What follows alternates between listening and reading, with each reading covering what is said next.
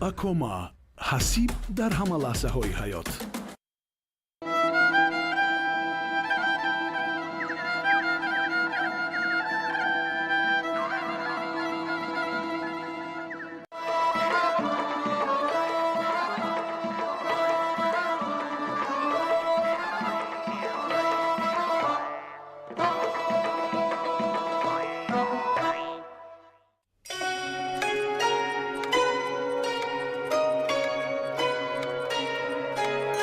тоҷикон оинаи таърихи миллат. ба тоҷикистон истиқболи 35 солагии истиқлолияти давлатӣ корзори ҳамарӯза бо забонҳои гуногуни дунё тоҷикистон бо tashabbusҳои байналмилалӣ дар сайёра давлати пешниҳоди tashabbuskor ва фатҳу фуруғи субҳи доноӣ китоб мақомоти амният бояд беш аз ҳар вақти дигар ҳушёр бошанд. сайру саёҳат барои саноатию кишоварзӣ ва илм фуруғи маърифат роҳнамои ҷомеа тоҷикистони озоду соҳибихтиёр.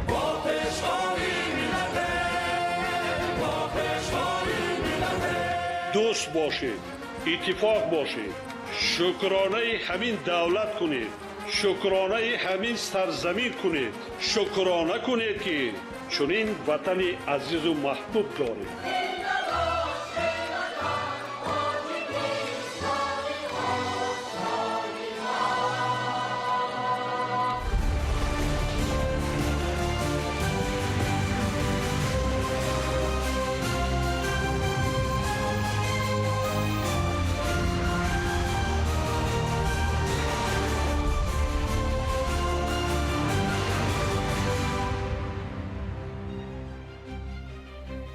ассалому алайкум бинандагони гиромӣ. нашри барномаи иттилоотии ахборо мустақиман аз телевизиони тоҷикистон манзуратон мегардонем. 22 март дар идомаи воридшавии барқияҳои наврӯзӣ ба номи президенти ҷумҳурии тоҷикистон пешвои миллат муҳтарам Эмомалӣ Раҳмон аз номи президенти ҷумҳурии Беларус Александр Лукашенко ва президенти ҷумҳурии Туркия Реҷеп Тайип Эрдоган барқияҳои шодбошӣ ворид гардид, ки дар онҳо аз ҷумла омадааст. муҳтарам Эмомалӣ Шарифович, шуморо бо фарорасии иди зебои Наврӯз, ки рамзи эҳёи табиат, оғози марҳилаи нави роҳи зиндагӣ ва боварӣ ба ояндаи беҳтар мебошад, сидқан табрик мегӯям. اطمینان دارم که مناسبت‌های خیرخواهانه‌ای که میان بلاروس و تاجیکستان تشکل یافتند مطابق با منفعت‌های مردمان دولت‌های ما با توسعه منبعدی رابطه‌های دوجانبه‌مان در همه ساحه‌ها مساعدت خواهند کرد. در این روزهای جشنی خاصه تمنیات این جانب را جهت صحتمندی تطبیق با موفقیت نقشه‌ها و صلح و نیکواحوالی به ساکنان کشورتان را لطفاً بپذیرید. الکساندر لوکاشنکو، پرزیدنت جمهوری بلاروس. ҷаноби президент, бародари азизам, ба муносибати ҷашни Наврӯз ки табиат эҳё мешавад, замин бедор мешавад ва умедҳо месабзанд, табрикоти самимии худро ба ҷаноби олӣ ва мардуми дӯсту бародари тоҷик мерасонам. Наврӯз ки анъанаи чандин асраи мову шумост, василаест барои ин ки имсол ҳам мо ба аҳамияти сулҳу бародарӣ ва ҳамбастагӣ ёдовар шавем. аз самими қалб таманно дорам ки Наврӯз аз давраи мужда хоҳад дод ки умедҳо ба сулҳи ҷаҳон мешукуфанд ва муколама ба ҳамкориҳои байналмилалӣ ҷиҳатҳои нав пайдо мекунанд. орзуи самимии мо аз ин ҷашни Наврӯз он аст ки пайвандҳои дӯстиву бародарии амиқи байни кишварҳоямон таҳким ёфта, ҳамкориҳои мо боз ҳам мустаҳкамтар гардад. дар ин рӯзи пурмазмун ба ҷаноби олӣ тансиятиву хушнудӣ ва ба мардуми дӯсту бародари тоҷик ояндаи пур аз сулҳу оромӣ ва шукуфоӣ таманно дорам. Раҷаб Тайип Эрдоган, президенти Туркия. воридшавии паём ва барқияҳои шодбошӣ ба унвони пешвои миллат идома дорад. غمخواری به قشرهای جامعه خصوصا بخشش گناه نفرانی که به محروم ساختن از آزادی محکوم شده بودند بازگویی سیاست انسان پرورانه و بشردوستانه سرور دولت محترم امامعلی رحمان بوده در بین جامعه هم‌آوازی عمیق پیدا نموده است. در ادامه اقدام‌های عالی انسان دوستانه سنه 20 مارس سال روان فرمان پرزیدنت جمهوری تاجیکستان درباره بخشش جزای شخصانی که به محروم ساختن از آزادی محکوم شدند به تصویب رسید. 22 مارس در روز دوم تطبیق فرمان مذکور از مؤسسه‌های اصلاحی جمهوری باز 697 نفر از جمله 34 نفر زن 663 نفر مرد که از این 3 نفر نابالغ میباشند آزاد کرده شدند. یادآور میشویم که 21 مارس سال 2025 نیز از مؤسسه‌های اصلاحی جمهوری 200 نفر از جمله 53 نفر زن 147 نفر مرد و 27 نفر نابالغ آزاد کرده شدند. фараҳу шодӣ, хушҳолию шукргузорӣ аз истиқлоли давлатию сиёсати инсондӯстонаи роҳбари давлат, умед ба ояндаи зиндагии пурсаодат, оғӯшгирии самимии ҳамдигарӣ ва ашки шодӣ. ин ҳама ҳангоми озодшавии маҳбусон аз муассисаи ислоҳии 3 касрчори сароясати иҷрои ҷазои ҷиноятии Вазорати адлияи Ҷумҳурии Тоҷикистон дида мешуд. 700-800 нафар одамон баромаданд ба ҳамин хотир мо бисёр хурсанд ҳастем. мо хоҳони он ҳастем ки дигар ин кора такрор накунад. ҷаноби олӣ миннатдорем. ҳазору ҳамад ташаккур зиёд. ҳазору ҳамад. Як хатоби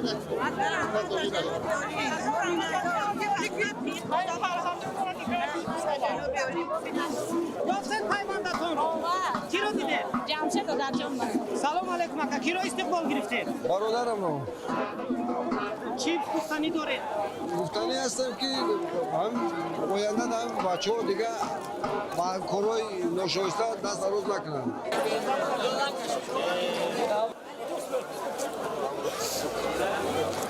дар асоси принсипҳои башардӯстӣ ғамхорӣ ба оила ва кӯдакону наврасон маҳкумшудагоне озод шуданд ки барои содир намудани ҷиноятҳои начандон вазнин дараҷаи миёна ва вазнин аз озодӣ маҳрум карда шуда дар муассисаҳои ислоҳӣ адои ҷазо менамуданд. дар рӯзҳои ҷашни миллӣ бахшидани гуноҳ намунаи равшани ғамхорӣ ва таваҷҷӯҳ нисбат ба ояндаи ҳар фард ва дар маҷмӯъ миллати сарбаланду саодатманди тоҷик мебошад. пеш падар модар мера аз самими дил падарам бахшӣ мепурсем ки ман қадар вақтамшон дидем сарсони саргардоншон кардам. ҷаноби олӣ падари бузургвори мо фарзанди падари мора дар ҳамин рӯзи наврӯз хирсанд кард, падару модари мора хирсанд кард. ёдовар бояд шуд ки 20 марти соли 2025 фармони президенти ҷумҳурии Тоҷикистон пешвои миллат муҳтарам Эмомалӣ Раҳмон дар бораи бахшидани ҷазои шахсоне ки ба маҳрум сохтан аз озодӣ маҳкум карда шудаанд ба тасвиб расида буд. дар ҳамин асос 22 март аз муассисаи ислоҳии 3 касрчори сароясати иҷрои ҷазои ҷиноятӣ 215 нафар озод шуданд. дар шабу рӯзи таҷлил аз ҷашни наврӯз фараҳу хушҳолӣ, болидагӣ ва оянда меҳнати садоқатмандона барои зиндагии осуда дар чеҳраи ҳар як озодшуда ҳувайдо буд. санаи озодшавии мо ба рӯзи иди наврӯз мутобиқ омад. моро боз душан ҳидоят мекунад ки он тасмиме ки ҷаноби олӣ гирифтанд ва моро барои озодӣ ноил гардониданд.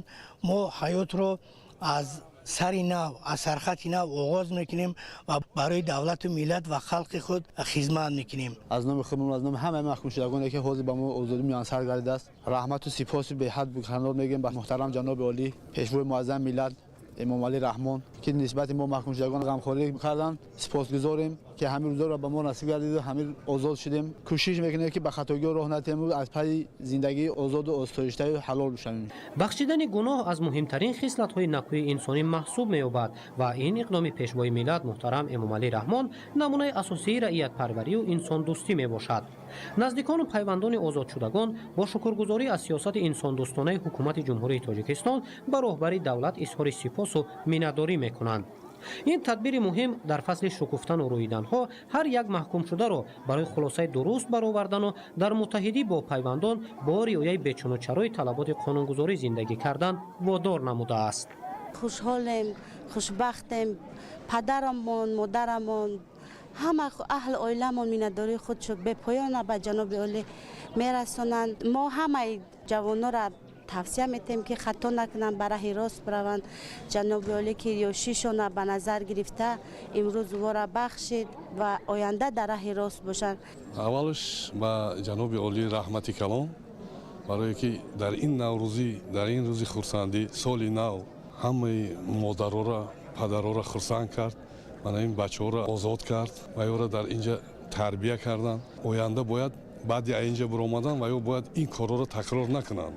фарзанди миллат шукрона карданаш дар кор ҷаноби олида ки ҳамин хел мо роҳбар ки одила ҳаминора ҳамаша ба инобат гирифта имрӯз ҳамаи халқи тоҷика хурсандида расон. طبق فرمان پرزیدنت جمهوری تاجیکستان بخشیده به جشن بین المللی نوروز و در اساس پرینسیپ انسان دوستی 897 نفر از ادای منبعد جزا آزاد کرده شدند. تطبیق شدن فرمان در ادامه تدبیرهای حکومت کشور جهت حمایت حقوق و آزادی‌های شهروندان و فراهم آوردن امکانیت برای بازگشت به زندگی خوب و آسوده، فرح و امید به بهبودی را در نهاد هر یک شهروند افزون گردانیده است. بسیار خرسند هستیم. میخواهیم تیزتر هر چی با پیش اهل بیت خودمون بریم. علاقه ما اصلاح شدگی هستیم. زندگی از پیشتر است خوبتر می شود. تصور کنید چقدر خرسند هستیم که ما پیش فرزند میریم در کارهای نیکی جمعیت اشتراک میکنیم. ما بخواهیم که دوی ما آزاد باشیم، باید مطیع قانون باشیم، یعنی قانون همه وقت اطاعت کنیم. در اساس تدبیرهای انسان دوستانه، غمخوری و توجه دائمی نسبت به عائله، جوانان و فرزندان باری دیگر به این نفران برای بازگشت به زندگی خوب، مهنت صداقتمندانه، رعایت طلبات قانونگذاری و آسوده زیستن امکانیت داده شد. با درک مهمیت این مسئله در دایره چهارچوبه طلبات قانونگذاری فعالیت کردن و زندگی پرفرح داشتن باید هدف من بعد هر یک آزاد شده قرار گیرد، زیرا بخشیدن گناه بهترین امکانیت برای در دولت صاحب استقلال آسوده زیستن است.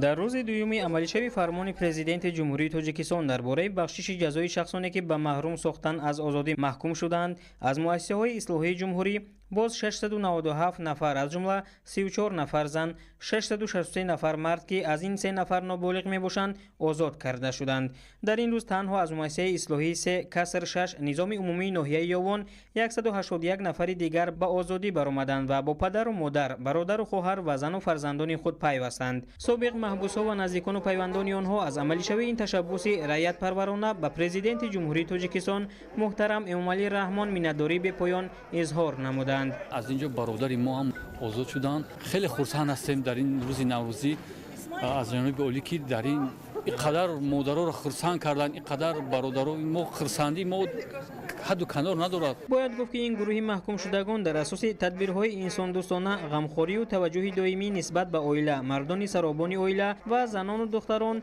اینچنین جوانان و کودکان و نورسان از جانب پرزیدنت جمهوری تاجیکستان پیشوای ملت محترم امامعلی رحمان در روزهای تجلیل از جشن بین المللی نوروز بخشیده شده از ادای من بعد جزا آزاد کرده شدند. واقعا هم بخشش جزای محکوم شدگان نمونه برجسته انسان دوستی و مهر و محبت پیشوای ملت نسبت به خلق خیش می باشد. رحمت به جناب علی به حد خرسانه که با پیش زن فرزنده میریم. از او رحمت به جناب علی. می‌نداریم برای پیشوای ملت که ما اصلا او را رها کردیم، نه اومده سیم پیش پدران مادرمون برمیگردیم. این اقدام در اساس ماده 69 کنستیتوسیا و با تکیه به پرینسیپ های انسان دوستی عملی شده است و با آنها امکانیت نو فراهم آورده امید بازگشت به زندگی سالم و سازنده را در قلب آنها بیدار می‌سازد.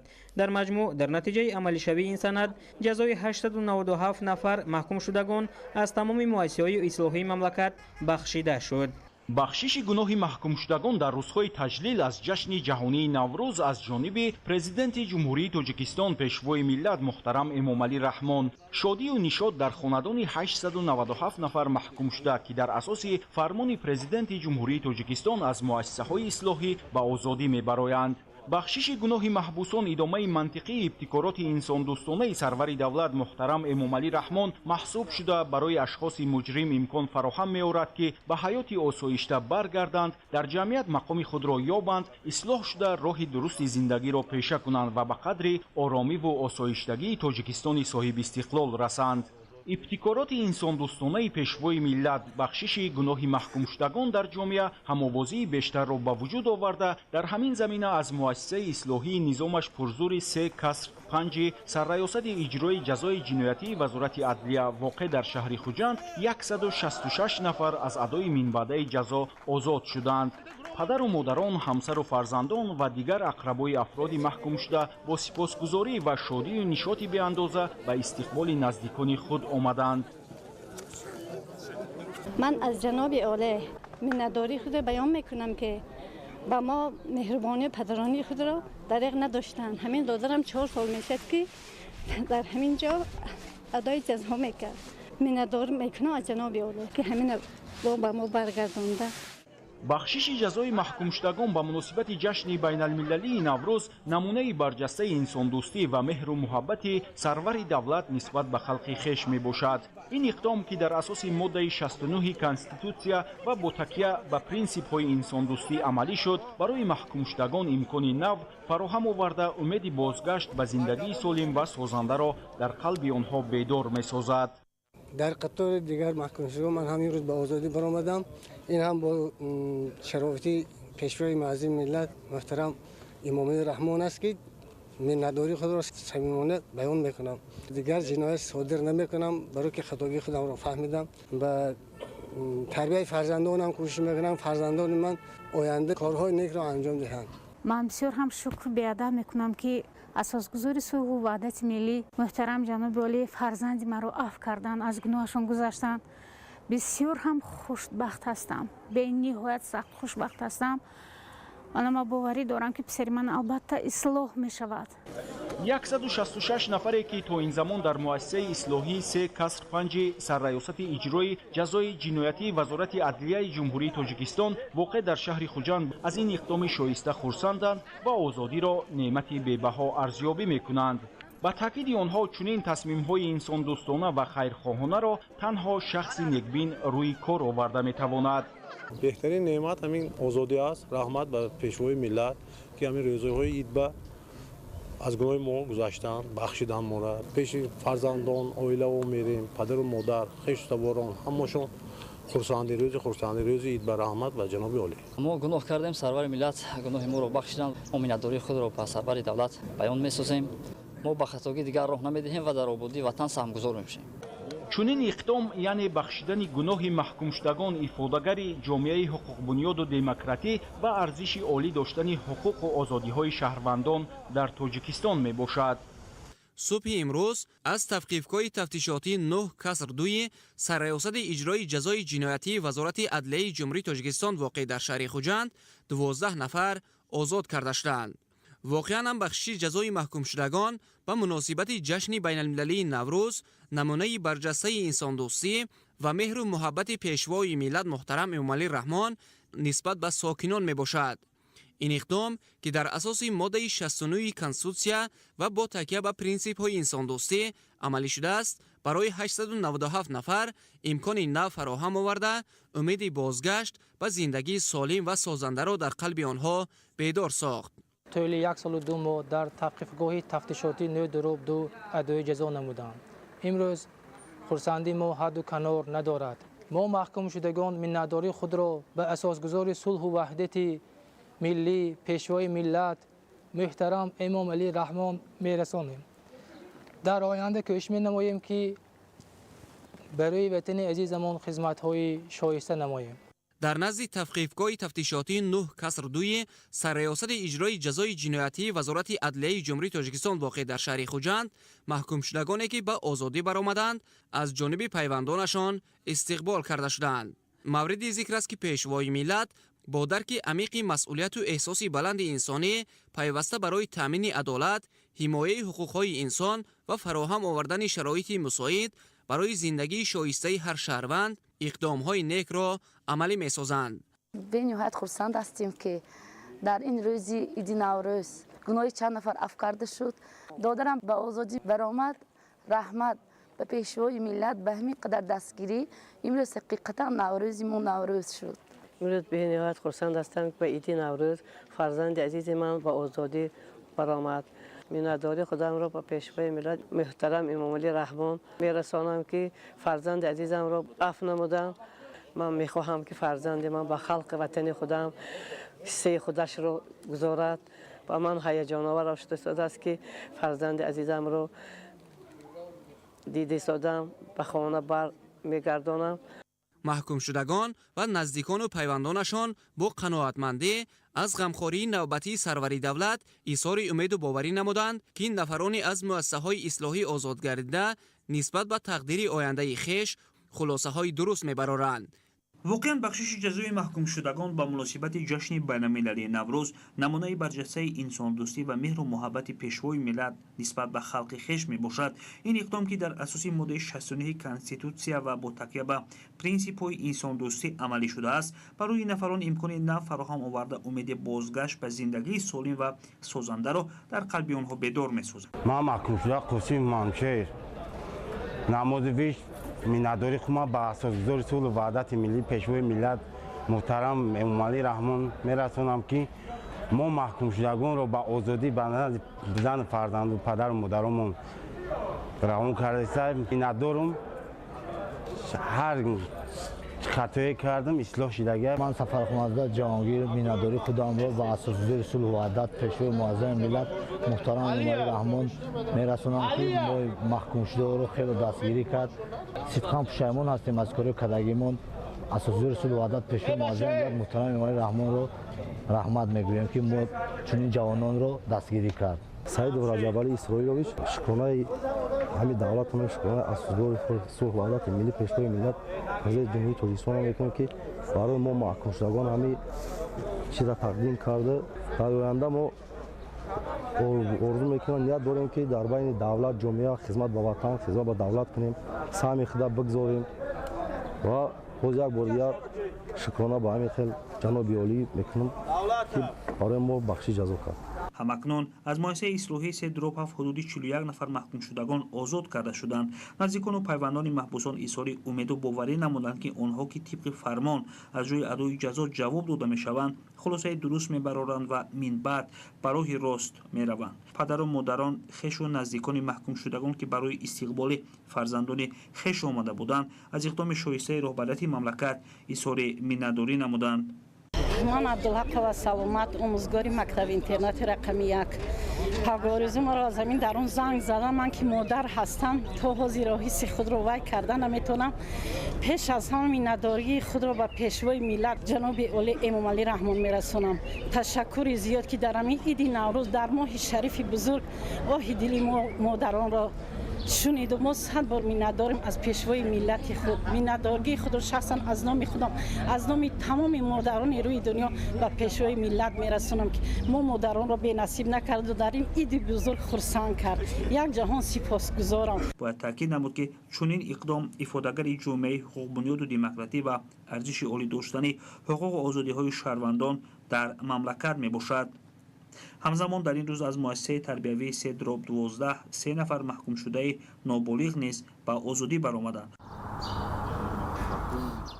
در ادامه تطبیق فرمان پرزیدنت جمهوری تاجیکستان درباره بخشش جزای شخصانی که به محروم ساختن از آزادی محکوم کرده شدند، روز 22 مارس از یک قطار مؤسسه‌های اصلاحی محبوسان به آزادی برآمدند. کسانی که ما را میشنوند همین جنایت‌ها را نکنند و دیگر به همین ترمو نیایند.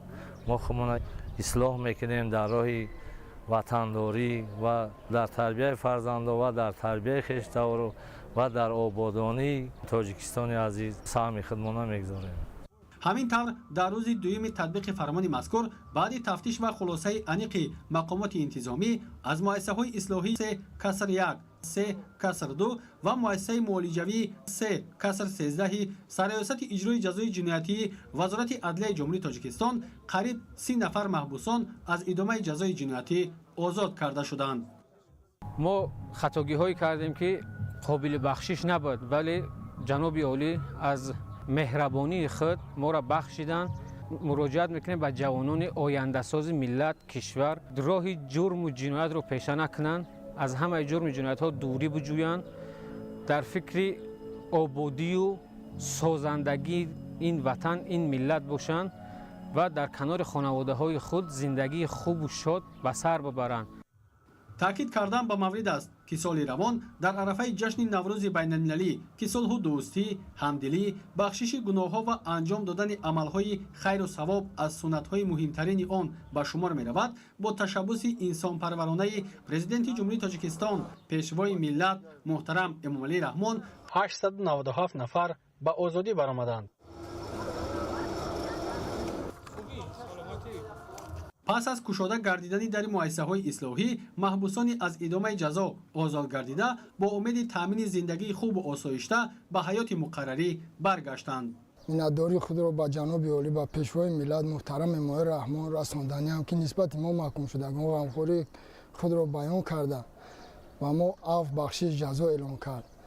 من از جوانان احترامانه خواهش می‌نمایم که دست به جنایت نزنید، در خدمت پدر و مادر خود فرزندان خود باشید.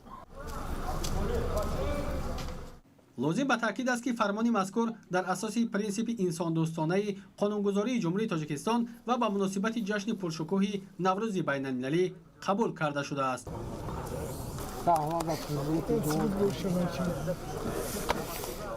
از آن خرسندیم که برادر ما در برابر 897 نفری بخشوده شدند داخل شده بوده است. خرسندیم و در این بهار نوروز عجم این بهترین تحفه به اهل و عائله و به خویش و تبار ما به حساب می‌رود.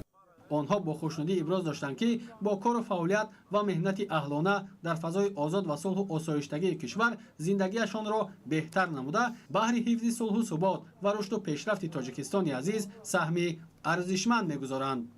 шумораи аз идомаи адои ҷазо озод шудани маҳкумшудагон аз муассисаи муолиҷавии рақами 3 каср 13 сарраёсати иҷрои ҷазои ҷиноятии вазорати адлияи ҷумҳурии тоҷикистон ки 15 нафарро ташкил медод дар чеҳраи ҳар яки онҳо табассум мушоҳида мешуд. ин иқдом ки дар асоси моддаи 69 конститутсия ва бо такя ба принсипҳои инсондӯстӣ амалӣ шудааст барои 897 нафар пешбинӣ гардида умеди зиндагии солиму шоистаро дар қалби ҳар яки онҳо бедор месозад.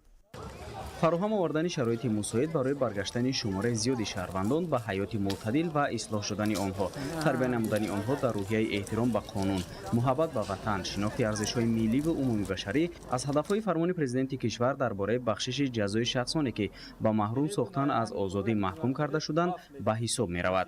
дар рӯзи дуюми татбиқи фармони мазкур 697 нафар озод гардида аз ин теъдод 34 нафарашонро занон ташкил медиҳанд. ин қишри ҷомеа ки аз шаҳди иқдоми наврӯзӣ расидан ба озодӣ ком ширин намуданд дар муассисаи ислоҳии 3 каср 8 сарраёсати иҷрои ҷазои ҷиноятии вазорати адлияи ҷумҳурии тоҷикистон воқеъ дар шаҳри норак адои ҷазо менамуданд. дар натиҷаи бахшиши ҷазо дар давоми 2 рӯз аз ин муассисаи ислоҳӣ 87 нафар занон озод гардида ба зиндагии мустақили маъмулӣ баргаштанд. Я Матлуба Абдурахманова нахожусь здесь, выхожу сегодня в этот праздник, в прекрасный день Навруза. Благодаря тому, что у меня был большой срок, это 6 лет, я сидела здесь более 2 лет. Хочется что сказать? Мы должны быть в семье, при детях, при своих внуках. Но на сегодняшний день спасибо президенту, отцу нации, что он нас простил и, конечно же, нам дал свободу. бахшидани гуноҳ ва ё афв рамзи гӯёи амалишавии принсипи инсондӯстӣ ба шумор меравад. рӯйдаст гирифтани ин иқдом аз хислатҳои башардӯстонаи пешвои миллат муҳтарам Эмомалӣ Раҳмон шаҳодат дода боиси хушҳоливу дилгармии садҳо нафар ба ояндаи дурахшон гардид. мо ба корҳои кардагимон пушаймонем, ислоҳ шидем. ҷои занҳо инҷа ба нест. ҷои занҳо пеши фарзанду пеши аҳлу оилаву падару модар шавад. Я освобожденная Саидова Майсара Мирзоевна, я очень благодарна нашему президенту Эмомалӣ Рахмон за то, что он нас помиловал и дал нам шанс исправиться и впредь не поступать так, не ошибаться. Я очень благодарна. татбиқ ва амалишавии фармони президенти ҷумҳурии тоҷикистон дар бораи бахшиши ҷазои шахсоне ки ба маҳрум сохтан аз озодӣ маҳкум шуданд дар асоси принсипҳои башардӯстона ғамхорӣ ба оила ва кӯдакону наврасон рӯйдаст гирифта шудааст. ин иқдом дари умедро ба рӯи садҳо нафар боз намуда шаҳрвандони гумроҳ имконияти ҳамгироӣ бо ҷамъият ва баргаштан ба зиндагии маъмулиро пайдо намуданд. дар рӯзҳои тантанаи ҷашни наврӯзи байналмилалӣ шодиву нишод дар садҳо хонадони ҳамватанон ба таври бесобиқа танинандоз гардид, зеро бо ҳиматбаландиву раиятдӯстии президенти ҷумҳурии тоҷикистон пешвои миллат муҳтарам Эмомалӣ Раҳмон дар асоси принсипҳои башардӯстӣ, ғамхорӣ ба оила ва кӯдакону наврасон бо фармони президенти ҷумҳурии тоҷикистон дар бораи бахшидани ҷазои шахсоне ки ба маҳрум сохтан аз озодӣ маҳкум шудаанд ҷазои 897 нафар бахшида шуда онҳо аз адои минбаъдаи ҷазо озод карда шуданд. طبق فرمان بالازیکر امروز از مؤسسه اصلاحی 9 کسر 7 سرایاستی اجرای جزای جنایتی 11 نفر از ادامه اجرای جزا آزاد گردیده با روحیه بالیده و اظهار صمیمیت و منتداری با پیشوای محبوب ملت با عائله نزد والدین و پیوندان خود برگشتند. با اساسگذار صلح و وحدت ملی پیشوای ملت پرزیدنت جمهوری تاجیکستان محترم امامعلی رحمان منتداری خود را بیان می‌کنیم که ما مبعوث مؤسسه اصلاحی 9 7 رو که از کردارهای کرده خود صدقاً پشیمان بیرون در اساس جشن نوروز بین‌المللی گناه‌های ما رو بخشیده است و ما در آینده نیت داریم که به خلق و دولت خود صادقانه خدمت کنیم. سرور منتداری خود را با اساسگذار صلح و وحدت پیشوای ملت محترم پرزیدنت جمهوری تاجیکستان امامعلی رحمان می‌رسانیم که با محکوم شدگان را در نوروز بین‌المللی عفو کرده با جزای ما را بخشید. کوشش میکنیم که در وطن خود سهمگذار شویم. پدر و مادران خش و نزدیکان محبوسان آزاد شده که برای استقبال فرزندان خش آمده بودند از اقدام شایسته راهبریت مملکت اظهار منتداری نمودند. میخواهم که فرزندان همین پدر و مادر رو دیگر خطا نکنند، هیچ وقت پیشپای نخورند. واقعا هم بخشیدن جزای محکوم شدگان به مناسبت جشن بین المللی نوروز نمونه برجسته انسان دوستی و مهر و محبت پیشوای ملت نسبت به خلق خش می باشد. این اقدام که در اساس ماده 69 کنستیتوسیا و با تکیه به پرینسیپ های انسان دوستی عملی شده است برای 897 نفر امکان نو فراهم آورده امید بازگشت به زندگی سالم و سازنده را در قلب آنها بیدار می سازد. در زمینه عملنمایی اقدام رعیت پرورانه و انسان دوستانه سرور محبوب کشور با مناسبت جشن بین المللی نوروز 22 مرد از توقیفگاه تفتیشاتی یت 9 کسر 1 سرایاست اجرای جزای جنایتی 5 نفر از ادامه ادای جزا آزاد گردیده با شکرگزاری از سیاست سازنده و غمخوری های همیشگی پیشوای ملت محترم امامعلی رحمان به نزد اویله های خود برگشتند. من امروز با فرارسی عید نوروز پیشوای معظم ملت محترم امامعلی رحمان غمخواری خود را ظاهر نموده که در اساس فرمان پرزیدنت جمهوری تاجیکستان ما آزاد گشتیم. کوشش میکنیم که در آینده با خلق وطن خود خدمت نموده در پیشرفت تاجیکستان صاحب استقلال صف گذاریم. امروز ما از آن خرسندیم که به نزد خانواده خود برمیگردیم و فرزندان را در رویه وطن دوستی وطن پروری تربیت مینماییم. خورسندی والدین و نزدیکان آزاد شدگان حد و کنار نداشت. آنها از این تشبوس رعیت پرورانه پیشوای ملت محترم امامعلی رحمان با خوشنودی و سرفرازی استقبال نموده منتداری خویش را چنین ابراز داشتند. ما از جناب عالی منتداریم که همین اقدام را پیش گرفت. ما امروز به فرزندای ما با آزادی میبرویم. در جمهوری تاجیکستان تطبیق با ثمر سیاست اجتماعی حکومت مملکت با پرینسیپ های بزرگ انسان دوستانه عملی میگردند که در صدر آن تشبسکاری های پیشوای ملت محترم امامعلی رحمان قرار دارند. لازم به تاکید است که با پرینسیپ های والای انسانگرایی در مملکت در عرفه جشن و عیدهای ملی و دولتی چنین تدبیر نیک عملی میگردد. غمخوری با قشرهای جامعه خصوصا بخشش گناه نفرانی که به محروم ساختن از آزادی محکوم شده بودند بازگوی سیاست انسان پرورانه و بشردوستانه سرور دولت محترم امامعلی رحمان و از آیین‌های نکوی گذشتگان سرفراز ما تاجیکان میباشد که در زمان صاحب استقلالی نیز در بین جامعه هم‌آوازی عمیق پیدا کرده است. ادامه اخبار. ҳавопаймои Ан-28 дар ҳайати 17 мусофир аввалин парвози худро аз шаҳри Душанбе ба ноҳияи Ховалинг анҷом дод. дар доираи дастгириҳои пайвастаи ҳукумати мамлакат хизматрасониҳо ба мусофирон рӯз то рӯз беҳтар мегардад. тафсилоти бештар дар гузориши Мансури Ҷалол. امروز از فرودگاه بین المللی دوشنبه به سمت ناحیه خوالنگ بعد از تنفس طولانی نخستین پرواز هواپیمایی در خط سیر دوشنبه خوالنگ دوشنبه از جانب شرکت هواپیمایی تاجیک ایر فعال گردید. هواپیمایی An-28 در هیئت 17 مسافر اولین پرواز خود را از شهر دوشنبه به ناحیه خوالنگ انجام داد. اکنون هر هفته روز شنبه ساکنان و سیاحان داخلی و خارجی امکان دارند که از خدمترسانی شرکت هواپیمایی تاجیک ایر ثمرناک استفاده برده وقتی خود را صرف نمایند. دوامناکی پرواز خط سیر دوشنبه خوالنگ 24 دقیقه را تشکیل داد. بعد تنفس طولانی هواپیمای شرکت ملی هوانورد مملکت تاجیک ایر در فرودگاه ناحیه خوالنگ فرود آمد.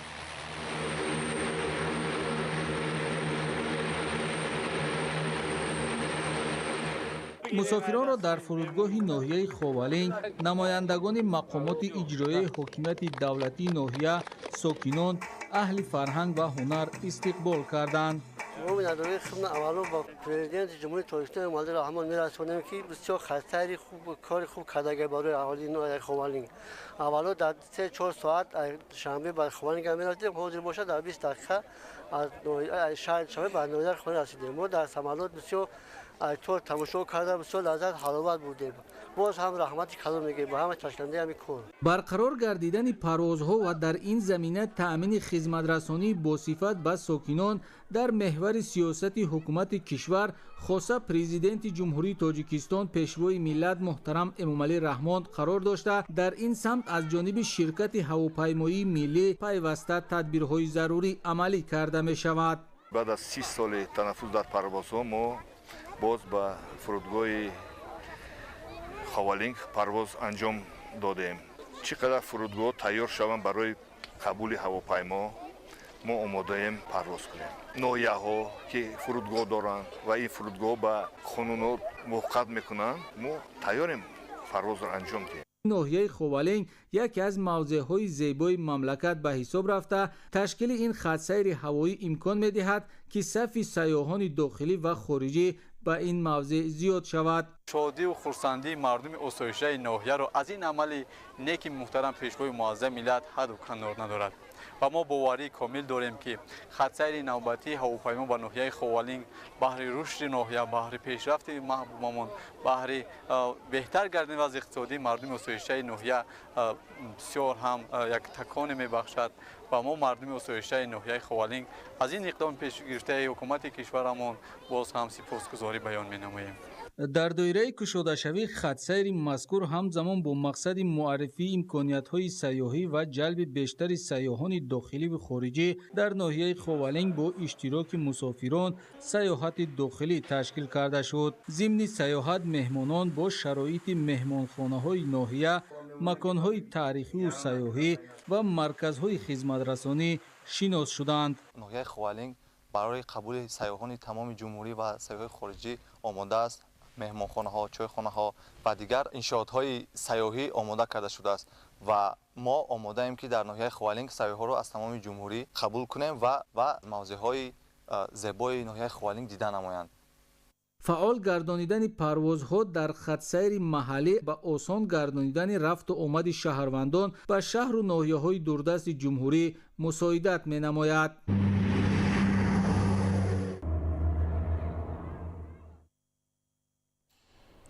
اعتراف و تجلیل جشن اجدادی نوروز خجسته از جانب جامعه جهانی شهادت به‌بحث اعتراف تاریخ و تمدن پرغناوت، فرهنگ، رسم و آیین و عنعنه‌های عبرت آموز گذشتگان بوده.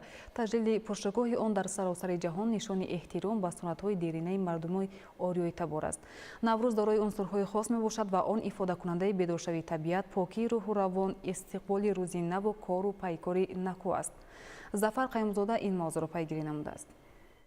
نوروز چون رمزی بیداری طبیعت و ارتباط تمدن‌ها دارای رسم و آیین‌های زیادی بوده تا به امروز در میان مردم رایج است. نوروز پیوندگر نسل‌ها، منادی صلح و آسایش و دوستی و رفاقت میان خلق‌های جهان بوده. در عرفه جشنگیری آن مردم شریف تاجیکستان با دلگرمی و مهر و صداقت بی‌کنار یکدیگر را به این روزی مبارک شاد باش میگویند. در این جشن از دل بیرون کردن کینه‌ها و بخشیدن یکدیگر، هر گونه خورش‌های بهاری آماده کردن و به عائله‌های کم‌بضاعت و مستمندان دراز نمودن یکی از آیین‌های خاص نوروز به شمار می‌رود. از سال 2010 نوروز خجسته‌پی با پیشنهاد پرزیدنت جمهوری تاجیکستان پیشوای ملت محترم امامعلی رحمان و پشتیبانی یک قطار کشورهای جهان از جانب مجمع عمومی سازمان ملل متحد نوروز چون جشن بین‌المللی اعتراف گردید که امروز در سراسر جهان با شکوه و شهامت خاصه جشن گرفته می شود. با صفت جشن جهانی پذیرفته شدن نوروز خجسته را می توان چون یکی از دستاوردهای مهم دوران صاحب استقلالی تاجیکستان معنی کرد. نوروز چون نشانه پیوند ازلی انسان با طبیعت هنگام اعتدال روز و شب و عوض شدن سال فرا می رسد و با قدوم آن دوره جدید حیات مخلوقات آغاز می شود. این دوره است که زمین به محور خورشید برآمده، روز و شب برابر می شود و کلی انسان و موجودات را روح و روان تازه بخشیده به آینده نیک، روزگاری آباد و پیشرفت و سازندگی هدایت می نماید. نوروز چون رمز استوار تمدن ها همیشه محافظتگر ملت، زبان، رسم و آیین و فرهنگ و تاریخ می باشد. باعث افتخار است که در دوران صاحب استقلالی وطن نوروز در تابش تازه احیا و چون ارزش گرانمایه بشریت صاحب مقام گردید. наврӯзро дар тӯли асрҳои зиёд миллатҳои гуногун бо самимият ва меҳру муҳаббати хоса ҷашн мегиранд ки ин аз арзиши умумии башарӣ ва асолати тамаддунсозии он башорат медиҳад. наврӯз чун як омили таҳкими ҳуввияти миллӣ ва пайвандгари халқу қавмҳои гуногуни ҷаҳон ба шумор меравад. аз ин ҷост ки мардуми шарафманди кишвар бо такя ба хиради азалӣ, асолати созандагӣ ва ҳуввияти бунёдкорона баҳри шукуфоии ватани азизамон сӯи ояндаи нек қадамҳои устувор мегузорад. тоҷикон дар ҳар нуқтаи ҷаҳон бо ифтихормандиву сарфарозӣ аз ватани муқаддас тоҷикистони соҳиби истиқлолу озод ва бо ҳисси баланди миллӣ ҷашну оинҳо ва арзишҳои фарҳангии худро пос медоранд ва ҳифзу таҳким мебахшад. дар идомаи тантанаҳои ҷашни наврӯз дар Федератсияи Русия ва давлати Кувайт ҷашни наврӯзи байналмилалӣ бо шукӯҳу шаҳомати хос таҷлил гардид. ҳамкорони мо гузориш медиҳанд.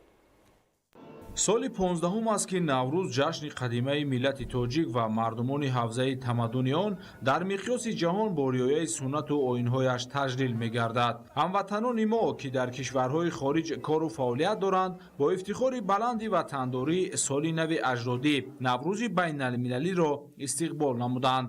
сафорати ҷумҳурии Тоҷикистон дар Федератсияи Русия ба муносибати фарорасии ҷашни байналмилалии наврӯз дар шаҳри Москва чорабинии тантанавӣ баргузор намуд. дар аснои чорабинии тантанавӣ ба меҳмонон рамзу суннат ва оинҳои хоси ҷашни наврӯз суманак ва ҳафт сину ҳафташин муаррифӣ гардид. имрӯз мо бо ташаббуси маркази фарҳангӣ, бо ташаббуси сафорат ва шӯрои ҷамъиятӣ иди бузурги миллати тоҷикро дар яке аз коғҳои зеботарини Москав ҷашн мегирем. дар ин ҷо маркази фарҳангии тоҷикон намоиши беҳтаринеро ба намоиш гузоштааст ки дар он тамоми анъанаҳои неки ниёгони мо аз тарафи ҳозирин хушпазируфта шуданд. дар чорабинӣ сӯзаниҳо, либосҳои миллӣ, асбобҳои мусиқии маҳсули дастони пуреҷози ҳунармандон ва дигар намунаи маҳсулоти тарғибкунандаи ҳунарҳои мардуми Тоҷикистон намоиш дода шуда, ҳамзамон наворҳои муаррифкунандаи Тоҷикистон пешниҳод гардид. дар идома сафири Тоҷикистон дар Русия ҳозиринро ба наврӯзи байналмилалӣ табрик намуда иброз доштанд ки наврӯз яке аз ҷашнҳои қадима ба ҳисоб рафта таърихи беш аз 6000 сола дорад. аз фарҳанги ғании ориёӣ манша мегирад ва сарчашмаи хурсандиву хушбинӣ ва шодмониву умед мебошад. тибқи қадномаи қабулнамудаи Созмони Милали Муттаҳид, ин ҷашни бостонии ниёгон чун ҷашни байналмилалӣ ҳамасола 21 март бо шукӯҳу шаҳомати хоса дар саросари ҷаҳон таҷлил мегардад. дар чорабинӣ намояндагони мақомоти дахлдори ҷумҳурии Тоҷикистон дар Федератсияи Русия, роҳбарони ташкилоти ҷамъиятии тоҷикони муқими кишвари иқомат, намояндагону фаъолони ҷамъиятҳо, аҳли зиё, доираи соҳибкорон аз ҳисоби ҳамватанони муқим ва донишҷӯёни тоҷик иштирок намуданд. дар намоиш ҳама чиз зебо буд: ҳунарҳои мардумӣ, рақсу мусиқӣ, либосу куртаҳои тоҷикӣ ва хӯрокҳои болаззати тоҷикӣ. меҳмонон ба армуғону анвои ҳунарҳои мардумӣ ва рақсу сурудҳои тоҷикӣ таваҷҷӯҳу мароқи беандоза зоҳир намуда, бо бабар намудани либоси миллӣ ва куртаву тоқиҳои тоҷикӣ расм мегирифтанд. дар доираи чорабинӣ ба меҳмонон барномаи ҷолиби консертӣ пешкаш гардида, ҳозиринро дар фазои зебогӣ ва пурнишоти наврӯз қарор дод.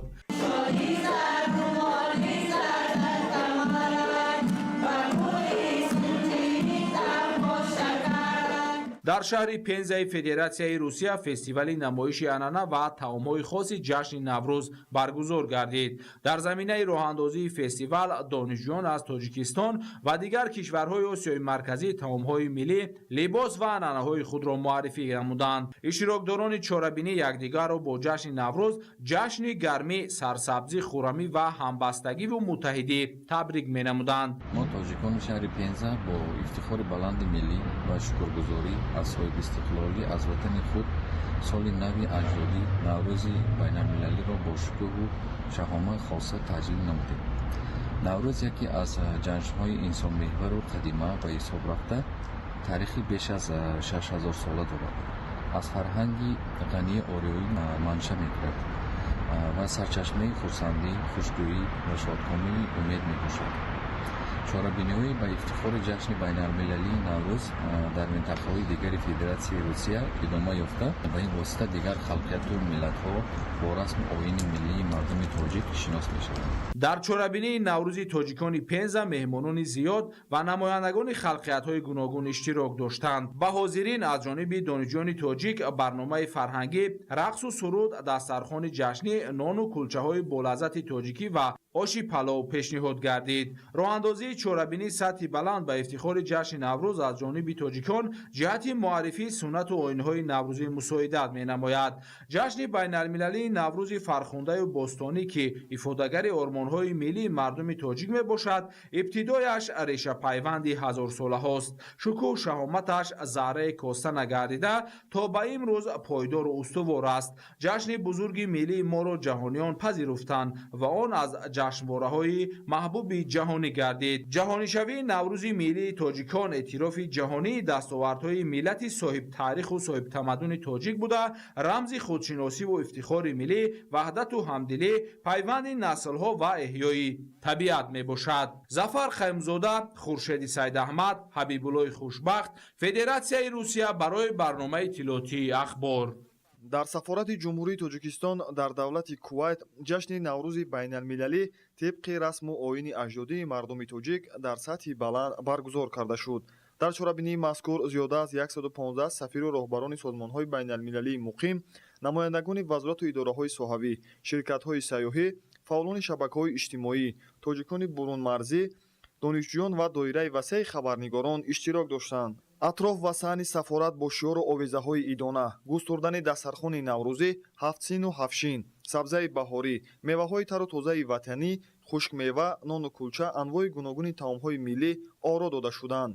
баҳри муаррифии шоистаи дастовардҳои фарҳангиву сайёҳии кишвар ва бо мақсади ҷалби бештари сайёҳони хориҷӣ гӯшаи махсус тартиб дода шуда, дар он маводҳои гардишгарӣ аз қабили китобчаҳои роҳнамо, харитаи мавзеъҳои диданию таърихӣ, армуғонҳо ва ашёҳои намунаи фарҳанги миллӣ ба меҳмонон тақдим гардид. таъкид гардид ки аз ҷониби Созмони Милали Муттаҳид ба ҳайси ҷашни ҷаҳонӣ пазируфта шудани Наврӯз далели он аст ки ҷомеаи ҷаҳонӣ ба ин оини воқеан ва моҳиятан фарҳангиву инсонпарварона эҳтиром дорад ва онро чун воситаи сулҳу субот, покиву садоқат ва зебоиву бедории табиат эътироф менамояд. дар саҳнаи наврӯзӣ мусиқиҳои идона ба ин ҷашни бошукӯҳ зебу тараннуми хоса зам кард. кӯдакон шеъру сурудҳои наврӯзӣ сароида ба таҷлили ин ҷашни аҷдодӣ шукӯҳу шаомати хос бахшиданд. ҳамчунин ба меҳмонон филму наворҳои кӯтоҳ оид ба таъриху тамаддун ва дастовардҳои миллӣ ба намоиш гузошта шуд. ҳамзамон барномаи наврӯзии ҷумҳурии тоҷикистон дар шабакаҳои телевизиони давлати кувайт ба таври васеъ нишон дода шуданд ки боиси ифтихори мо мебошад. наврӯз ва расму оинҳои наврӯзӣ дар тӯли мавҷудияти беш аз 6000 солаи хеш ҳамчун сарчашмаи муҳими ахлоқиву тарбиявӣ барои дар рӯҳияи бунёдкориву созандагӣ, таҳаммулгароӣ, хештаншиносӣ, зебоипарастӣ, достию рафоқат, ҳамзистӣ ва некиву накӯкории тарбия намудани инсоният хизмат намуда фарҳанги миллати кӯҳанбунёду соҳибтамаддуни моро дар арсаи ҷаҳонӣ муаррифӣ намудааст. тантанаҳои ҷашни наврӯзи байналмилалӣ дар шаҳру ноҳияҳои мамлакат дар сатҳи баланд баргузор гардида истодааст. аз ҷараёни баргузории тантанаҳои наврӯзӣ ҳамкорони мо гузориш медиҳанд. ҷашни байналмилалии наврӯз дар бригадаи посбоникунандаи сароисати иҷрои ҷазои ҷиноятӣ вазорати адлияи ҷумҳурии тоҷикистон бо шукӯҳ шаҳомати хос таҷлил гардид. наврӯз ҷашни зиндагисоз буда аз омадани он ҳамагон хушиву хурсандӣ менамоянд. таъкид гардид ки наврӯз на танҳо ҷашни бедории табиат, балки рукни муҳими худшиносиву худогоҳии миллист, ки аҳамияти бузурги фарҳангӣ ва маънавӣ дорад. дар намоишгоҳи наврӯзӣ ҳафтсину ҳафтшин таомҳои миллӣ, хусусан хӯрокҳои наврӯзӣ, либоси миллӣ, оинҳои наврӯзӣ, ҳунарҳои мардумӣ ва дигар дастовардҳо муаррифӣ гардид. оинҳои наврӯзӣ сарчашмаи бузурги ахлоқию тарбиявӣ мебошанд ва аҳли башарро ба таҳаммулгароӣ, бунёдкориву созандагӣ, офаридани зебоӣ ва зебоипарастӣ ҳидоят менамояд. дар айёми наврӯз ва фасли баҳор пӯшидани либосҳои миллии идона, тозаву озода намудани хонаву кошона, кӯчаву хиёбон, боғу гулгашт ва маҳалли зист аз оинҳои зебоипарастии ниёгун гунамон манша мегирад. ҳозирин якдигарро ба муносибати ҷашни эҳёи табиат, оғози ниятҳои баҳорӣ ва нақшаву тадбирҳои тоза табрик мегуфтанд. наврӯз чун ҷашни муттаҳидсозандаи миллатҳо ва пайвандгари наслҳо дар ҳаёти иҷтимоию фарҳангии мардумон нақши муҳим дорад.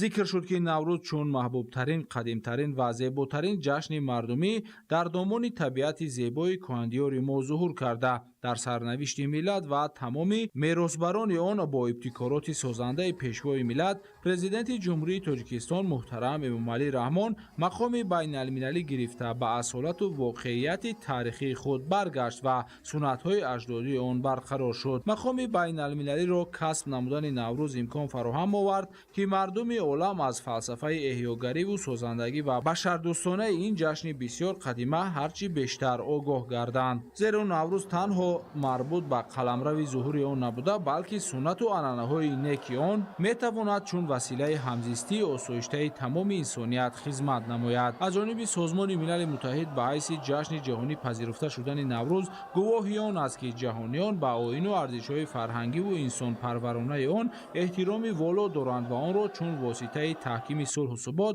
покиву садоқат ва зебоиву бедорӣ эътироф менамоянд. дар доираи баргузории ҷашни ҷаҳонии наврӯз ғолибони мусобиқаҳои варзишӣ оид ба футбол, волейбол ва дав, ки байни афсарону сарбозони бригадаи посбоникунандаи сарраисати иҷрои ҷазои ҷиноятии Вазорати Адлияи Ҷумҳурии Тоҷикистон гузаронида шуд, бо тӯҳфаҳои хотиравӣ қадрдонӣ шуданд. чорабинии наврӯзиро барномаи фарҳангӣ фароғатӣ иборат аз сурудҳои тараннумгари баҳор, наврӯз ва сулҳу дӯстӣ идома бахшид. дар баробари дигар шуъбаҳои Академияи идоракунии давлатӣ назди президенти ҷумҳурии Тоҷикистон, шуъбаи тайёркунии касбии хизматчиёни давлатии магистратураи Мактаби давлатдории Эмомалӣ Раҳмон, ки дар он магистрантони хизматчиёни давлатӣ аз мақомотҳои марказӣ ва маҳаллӣ дар ин ҷо таҳсил менамоянд, бо тантана ин ҷашнро истиқбол гирифтанд.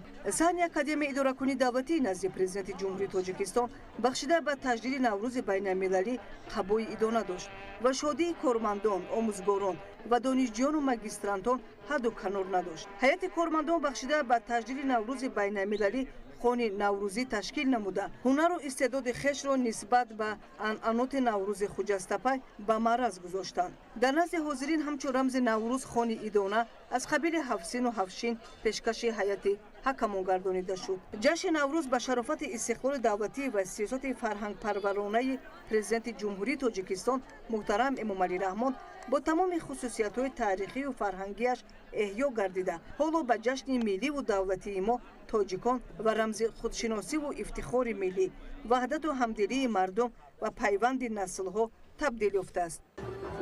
тантанаҳои наврӯзи байналмилалӣ дар саросари кишвар шаҳомати хоса дорад. ин ҷашни аҷдодиро бо риояи тамоми суннатҳои ниёгон имрӯз сокинон бо шукргузорӣ аз оромиву суботи саросарӣ истиқбол намуда истоданд. хуш аст ки имрӯз ҷашни наврӯз мақоми байналмилалӣ гирифту сар аз деҳоту маҳаллаҳо то дар сатҳи ҷаҳонӣ истиқбол карда мешавад. аз ҷиҳати дигар иди наврӯз василаи хуб дар муаррифии расму оин, анъанот ва таърихи кӯҳандоштаи миллати тоҷик аст. бо дарки ҳамин маънӣ кормандони корхонаи воҳиди давлатии роҳи оҳани тоҷикистон ҷашни наврӯзро бо рустани خوانی ایدانه، هفسین و هفشین و نمایش هنرهای مردمی استقبال نمودند. در تدبیر نوروزی کارمندان و زیرساختاران این نهاد، نمایندگان حزب خلقی دموکراتیک تاجیکستان و دیگر شخصان رسمی اشتراک نمودند. حاضرین از راسته نمایش هنرهای مردمی و طعامهای ملی دیدن کرده با مهارت کدبانوگی به عنوان بهای بلند دادند. گفته شد که نوروز همچون جشن اجدادی مردمی آریای تبار تاریخ دراز و خصوصیت‌های به خود خاص دارد، زیرا این جشن در تمدن مردمی ما سهم بی‌نظیر داشته جزئیات فرهنگی ما را هزار ساله ها نگاه داشته است که این برای ملت تاجیک مایه افتخار و سرفرازی است. برنامه مکمل فرهنگی انجام بخش تنتنه های نوروزی در کارخانه واحد دولتی راه آهن تاجیکستان گردید. در آگنتی حفظ میراث تاریخی و فرهنگی نزد حکومت جمهوری تاجیکستان و مؤسسه های زیرتابع آن جشن نوروز را با رعایت آیین و عنعنه‌های خاص نوروزی تجلیل نمودند. наврӯз ифодагари ормонҳои гузаштагон ва ниёгонамон ба шумор рафта эҳсоси гарми муҳаббат ба марзубуми аҷдодӣ, худогоҳию худшиносӣ ва ватандориву ватанпарастии мардуми сарбаланди моро дар худ густариш медиҳад. таъкид гардид ки мо аз зумраи миллату мардумони хушбахте ҳастем ки ин суннати волои деринаро бо маъниву муҳтавои амиқ ва ҷавҳари хуби роҳи зиндагисозии он ба мерос гузоштаем. наврӯз чун шоҳпул аз қаъри асрҳо ормону омоли зиндагии ниёгон ва ҳадафҳои наҷиби созандагии имрӯзу ояндаи моро ба ҳам мепайвандад ва чун ҷашни муқаддасу бегазанди миллӣ симои маънавӣ, сиришти ахлоқӣ ва суннатҳои деринаи халқи тоҷикро бо арзишҳои волои умумибашарӣ ҳамоҳанг месозад. ҳар як муассиса ёдгориҳои таърихиро ба намоиш гузошта буд ва диққати меҳмононро нигораҳои пурарзиши саразму панҷакенти қадим, қалъаи муғ, ҳисору ховалин, данғара ва дигар мавзеъҳои таърихии кишвар бо суҳбатҳои бостоншиносон ҷалб менамуд. муҳимият ва асолати ҷашни наврӯз дар он зоҳир мегардад ки ин ҷашни аҷдодӣ умри дароз дошта дар баробари пурра нигоҳ доштани ному оин ва анъанаҳои зебои худ аҳамияти таърихию мантиқии хешро то ба имрӯз нигоҳ доштааст ва ба сифати ҷашни муттаҳидӣ ва садоқату муҳаббати инсонҳо шинохта шудааст. ҷашн гирифтани фасли баҳору наврӯз бо хусусиятҳои хосаш бо рақсу бозӣ, иҷрои сурудҳои халқӣ, намоиши ҳунарҳои мардумӣ, тайёр кардани хӯрокҳои миллии хоси наврӯз таҷлил гардид. ҷашни наврӯз аз зумраи муҳимтарин ва зеботарин оини миллии тоҷикон ба шумор меравад ки дар худ тамоми шукӯҳу ҷалоли таърихи кӯҳани моро таҷассум менамояд. асолати таърихию фарҳангии ҷашни наврӯз далели он аст ки решаҳои маънавии ҷашни суннатии мо аз сарчашмаҳои инсондӯстиву зиндагипарварӣ ибтидо мегирад. шукргузории ҳамагон аз истиқлоли тоҷикистон ва фазои созгор барои таҷлили ҷашнҳои миллӣ буда меҳмонони сарзамини моро анъанаҳои деринаи наврӯз бо табиати беназири баҳорон ба сайргоҳи ин ҷашни муқаддас даъват менамояд. дар замони наврӯз мероси фарҳангиву ҷаҳонгардӣ таҳти ҳамин унвон имрӯз дар шаҳри душанбе фестивали байналмилалӣ баргузор гардид. ҳамкорони мо гузориш медиҳанд. бо ибтикори мақомоти иҷроияи ҳукумати давлатии шаҳри душанбе ва кумитаи рушди сайёҳӣ назди ҳукумати ҷумҳурии тоҷикистон дар ҳамкорӣ бо вазорату кумитаҳои дахлдор дар боғи ирами шаҳри душанбе фестивали байналмилалии наврӯз мероси фарҳангиву ҷаҳонгардӣ доир гардид. дар фестивал муовини сарвазири ҷумҳурии тоҷикистон дилрабо мансурӣ роҳбарияти мақомоти иҷроияи ҳокимияти давлатии шаҳри душанбе меҳмонони хориҷӣ аз ҷумла намояндагони корпуси дипломатӣ созмонҳои байналмилалии муқими шаҳри душанбе сайёҳон ва рӯзноманигорону блогерони маъруфи як қатор кишварҳои олам иштирок намуданд.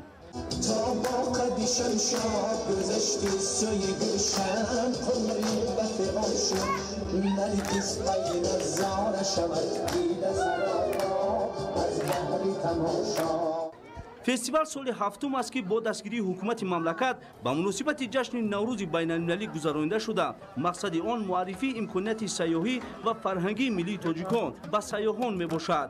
дар доираи фестивал ҳунарҳои мардумӣ, оинҳои наврӯзӣ, бозиҳои миллии варзишӣ, асбобҳои миллии мусиқӣ, таомҳои миллии мардуми тоҷик, либосҳои миллӣ ва имкониятҳои соҳаи сайёҳии ҷумҳурии тоҷикистон ба намоиш гузошта шуд.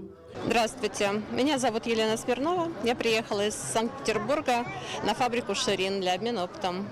Навруз – прекрасный весенний праздник. Праздник возрождения, обновления природы, обновления всех планов, надежд, который создает настроение и желание творить что-то новое. Меня зовут Лола. Я приехала с Узбекистана, но родом я из Таджикистана, из Душанбе. Я стараюсь каждый Навруз быть на родине. Стараюсь. В этом году у меня получилось. Я очень счастлива, правда, очень счастлива. У нас в Узбекистане тоже Навруз празднуется, но не так широко, как здесь, как я поняла. Поэтому стараюсь не нарушать традиции. гӯшаи алоҳидаи фестивали байналмилалии наврӯз мероси фарҳангию ҷаҳонгардӣ ба намоиши пиряхҳои тоҷикистон бахшида шудааст, зеро 21 марти соли равон дар асоси ташаббуси глобалии тоҷикистон ва қадномаи маҷмӯаи умумии созмони милали муттаҳид дар саросари ҷаҳон маротибаи нахустин рӯзи байналмилалии ҳифзи пиряхҳо таҷлил карда шуд. зимни бозӣ таъкид гардид ки ҳифзи пиряхҳо ва пешгирӣ аз обшавӣ бо суръати онҳо ҳамкории дастаҷамъонаи давлатҳо ва созмонҳои байналмилалиро тақозо менамояд. рақсу бозӣ, иҷрои сурудҳои халқӣ, намоиши ҳунарҳои мардумӣ, омода кардани таомҳои миллӣ хоси ҷашни Наврӯз, густурдани дастархуни идонаи ҳафтсину ҳафтшин, ташкилу баргузор намудани бозию мусобиқаҳои гуногуни варзишӣ ва дигар унсурҳои хоси Наврӯз дар ин фестивал мақоми меҳварӣ дошт, ки ба ҳозирин хоса сайёҳони хориҷӣ хеле писанд омад. شمیم محمد نژاد هستم، از ایران اومدم، پدرم از آمریکا اومده که ما توی تاجیکستان همدیگر ببینیم. به خاطر جشن نوروز باشکوهی که توی کشور تاجیکستان اجرا میشه گفتیم که خوب که این کشور رو انتخاب کنیم برای دیدن هم. خیلی زیبای، دنیای رنگ و رنگی داره به خاطر لباسهای محلی که اینجا میپوشن، تنوع لباسها و غذاهای متنوعشون. خیلی خوشحالیم که اینجا تو تاجیکستان هستیم و جشن نوروز رو اینجا کنار هم جشن میگیریم. Привет, меня зовут Том, я из Нидерландов. В социальных сетях я известен как Travel Tom Tom, и у меня более 2 миллионов подписчиков. Сейчас я путешествую по Таджикистану, чтобы показать миру, какая это удивительная страна. Я безумно рад быть приглашенным на празднование Навруза. Это невероятная возможность увидеть культуру Таджикистана изнутри. Мне здесь очень нравится. Привет, я Джесс. Я блогер, путешественница, веду страницы в Инстаграм и ТикТок. Мне безумно приятно находиться в Таджикистане, знакомиться со страной, ее жителями и традициями. Особенно здорово, что мы здесь во время праздника Навруз. Это уникальная возможность увидеть историю и культуру Таджикистана своими глазами. Очень рада быть здесь и исследовать эту прекрасную страну. До приезда в Таджикистан я слышал о Наврузе, но не знал, что это за праздник. Когда меня пригласили сюда, я понял, что это лучшая возможность узнать его. Первое впечатление было незабываемым. Мы пошли в Парк Победы ночью, а местные жители были в красивых национальных костюмах. Мы чувствовали себя немного неуместно в обычной одежде, но нас тепло приняли, приглашали танцевать и радоваться вместе с ними. Таджикская культура потрясающая. А потом были фейерверки. Это было невероятное зрелище. Я видел фейерверки по всему миру, но то, что устроили на площади Независимости, это просто вау. Особенно приятно видеть, как семьи приходят с детьми, передавая традиции из поколения в поколение. Для меня это уже второй визит в Таджикистан, а для Джесс это первый, но точно не последний. Мы обязательно вернемся. سلام عرض میکنم خدمت همه مردم عزیز و مهربان و مهمان نواز تاجیکستان. من آزاده هستم، از ایران اومدم به خاطر این جشن نوروزی که تعریفش رو خیلی شنیده بودم. فوق العاده زیبا، فوق العاده جذاب، خیلی بهمون خوش گذشته تا الان. مردم بسیار مهربان، مهمان نواز و دوست داشتنی داره تاجیکستان. дар фестивал дастранҷи ҳунармандони чирадаст ҳам ба таври шоиста муаррифӣ карда шуд. иштирокдорон расму оинҳои зиндагисози ин ҷашнро, ки дар заминаи тамаддуни қадимаи моддию маънавии мардуми тоҷик инкишоф ёфтааст, ҳидоятгари аҳли башар ба сӯи арзишҳои олӣ, камолоти ахлоқӣ ва маънавӣ арзёбӣ намуданд. ҷашни Наврӯз бо хусусияти хоси худ яке аз намунаҳои муҳими сайёҳӣ дар Тоҷикистон ҷиҳати ҷалби таваҷҷӯҳи ҷомеаи ҷаҳонӣ ба мероси бои таърихию фарҳангии миллии тоҷик арзёбӣ мегардад. бозид аз намоиши тасвирҳои табиати зебои тоҷикистони сарсабзу офтобрӯя, ки дар ин ҷо дар як вақт 4 фасли сол ба назар аён аст, таваҷҷӯҳи иштирокдорони фестивал, хосан меҳмонони хориҷиро ба худ ҷалб намуд. таъкид карда шуд, ки яке аз ҳадафҳои асосии Тоҷикистон таъмини рушди устувори соҳаи сайёҳии мамлакат ба ҳисоб меравад. барои ноил шудан ба ин ҳадафи олӣ ташаккул ва муаррифии тамғаи миллии сайёҳӣ, маркетинг ва пешбурди маҳсулоти соҳаи сайёҳӣ, инкишоф ва истифодаи оқилонаи захираҳои табиӣ ва мероси таърихию фарҳангӣ муҳим арзёбӣ мегардад. зимни муаррифии имкониятҳои сайёҳии Тоҷикистон иброз гардид, ки Наврӯз ҳамчун решапайванди наслҳо, пайвандгари дирӯзу имрӯз, таҷассумгари суннатҳои неки ниёгон ва мероси фарҳанг, урфу одат ва имконияти сайёҳӣ ҳамчун тамғаи миллии сайёҳӣ хизмат намояд. дар замони муосир Наврӯз метавонад ҷузъи асосии стратегияи брендкунонии сайёҳии Тоҷикистон бошад. ин метавонад ба рушди соҳаи сайёҳӣ дар мамлакат кӯмак кунад ва тоҷикистонро дар миқёси байналмилалӣ бештар муаррифӣ ва ҷолиб созад. Дар ин рӯз ҳамзамон аз озмун ҷоизаи ҳукумати ҷумҳурии Тоҷикистон дар соҳаи сайёҳӣ натиҷагирӣ карда шуд. ғолибон муайян ва бо ҷоизаю мукофотҳо сарфароз гардиданд. Дар идомаи фестивали байналмилалии Наврӯз мероси фарҳангию ҷаҳонгардӣ баҳри болидахотирии иштирокчиён барномаи бошукӯҳи фарҳангӣ доир шуд. Давоми чанд рӯз мешавад ки дар тамоми шаҳр ноҳияҳои мамлакат тантанаҳои Наврӯзи байналмилалӣ идома дорад. имрӯз ба хотири арҷгузорӣ ба таърихи гузаштагон ва муаррифӣ намудани ҷашни байналмилалии Наврӯз аз ҷониби мақомоти иҷроияи ҳукумати давлатии шаҳри Душанбе ва Кумитаи рушди сайёҳӣ назди ҳукумати ҷумҳурии Тоҷикистон ба хотири муаррифии имкониятҳои сайёҳии мамлакат фестивали байналмилалии Наврӯз мероси фарҳангӣ ва ҷаҳонгардон ташкил карда шудааст ки ҳадаф аз он ҳарчи бештар муаррифӣ намудани имкониятҳои сайёҳӣ дар мамлакат мебошад. ҳамчунин дар ин рӯз гурӯҳи блогерон аз Олмон, Швейтсария, Ҳолланд, Ҷумҳурии Мардумии Чин, кишвари Кувайт, Ҷумҳурии Исломии Покистон ва аз ҷазираи Киши Ҷумҳурии Исломии Эрон аз ҷониби Кумитаи рушди сайёҳӣ назди ҳукумати Ҷумҳурии Тоҷикистон ҷиҳати нишон додан ва муаррифии имкониятҳои сайёҳии Тоҷикистон аз ҷумла пойтахти мамлакат шаҳри Душанбе ба Ҷумҳурии Тоҷикистон оварда шуданд ки бинандагони сайтҳои иҷтимоӣ ҳар яке аз ин блогерон аз 1,5 миллион то 9 миллион бинандаро ташкил медиҳад. аллакай ҳар як наворе ки аз ҷониби ин блогерон аз гӯшаву канори Тоҷикистони офтобрӯя гузошта мешавад бинандагони онҳоро мафтун месозад ва чунин менавистанд: мо ҳатман ба Тоҷикистон меравем. тибқи нақшаи омодакардаи Кумитаи рушди сайёҳии назди ҳукумати Ҷумҳурии Тоҷикистон рӯзҳои наздик онҳо аз мавзеъ ва маконҳои таърихию сайёҳии ҷумҳуриямон аз ҷумла Қалъаи Ҳисор, Ҳулбуг, Чилдухтарон, Чилучорчашма, шаҳри қадимаи Саразм, мавзеи сайёҳии Искандаркӯл, аз шаҳрҳои Роғун, Хуҷанд, ноҳияи Данғара, Балҷувон, дараи Ромид ва дигар мавзеъҳои зебои Тоҷикистон дидан хоҳанд кард. тибқи ҳадафҳои стратегияи миллии рушд дар Ҷумҳурии Тоҷикистон барои давраи то соли 2030 мероси бои таърихию фарҳангии Тоҷикистон, табиати нодири он бо кӯлҳо, ҳайвоноту растаниҳои нодир, инчунин кӯҳҳои баланд омили муҳим барои рушди соҳаи сайёҳӣ ва афзоиши ҳиссаи соҳаи мазкур дар маҷмӯи маҳсулоти дохилии кишвар маҳсуб меёбад.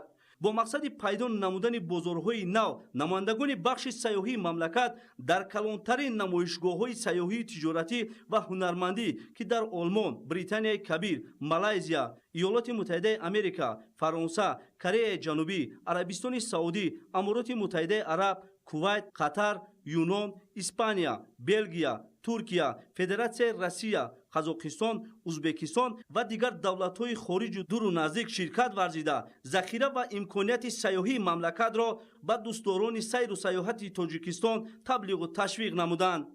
бо дастгирии ҳукумати Ҷумҳурии Тоҷикистон дар минтақаҳои кишвар инфраструктури зарурии сайёҳӣ бунёд гардида истодааст ки барои ҷалби бештари сайёҳон, баланд бардоштани сатҳи некуаҳолии минтақаҳои деҳот ва пайдо гардидани ҷойҳои нави корӣ ва дар маҷмӯъ рушди устувори соҳаи сайёҳӣ дар мамлакат заминаи мусоид фароҳам меорад. Аҳлиддин Нурулло, Баҳодуристам, Баҳодур Ҳасанзода, шаҳри орзуҳо, Душанбе, Ахбор. тантанаҳои ҷашни наврӯзи байналмилалӣ дар шаҳру ноҳияҳои мамлакат дар сатҳи баланд баргузор гардида истодааст. аз ҷараёни баргузории тантанаҳои наврӯзӣ ҳамкорони мо гузориш медиҳанд. замони истиқлолияти давлатӣ бо иқдому ташаббусҳои асосгузори сулҳу ваҳдати миллӣ пешвои миллат президенти ҷумҳурии Тоҷикистон муҳтарам Эмомалӣ Раҳмон ҷашни қадимаи миллати тоҷик Наврӯз ҷаҳонӣ гардид ва он ҳамасола дар дохил ва хориҷи мамлакат бо шукӯҳу шаҳомати хоса таҷлил карда мешавад. чун дигар шаҳру ноҳияҳои кишвар сокинони меҳнаткаши шаҳри Кӯлоби Бостон ин ҷашни фархундаро бо рӯҳияи болида ва риояи анъана ва суннатҳои хос ба он самимона истиқбол гирифтанд. نوروز شد و لاله خوش رنگ برآمده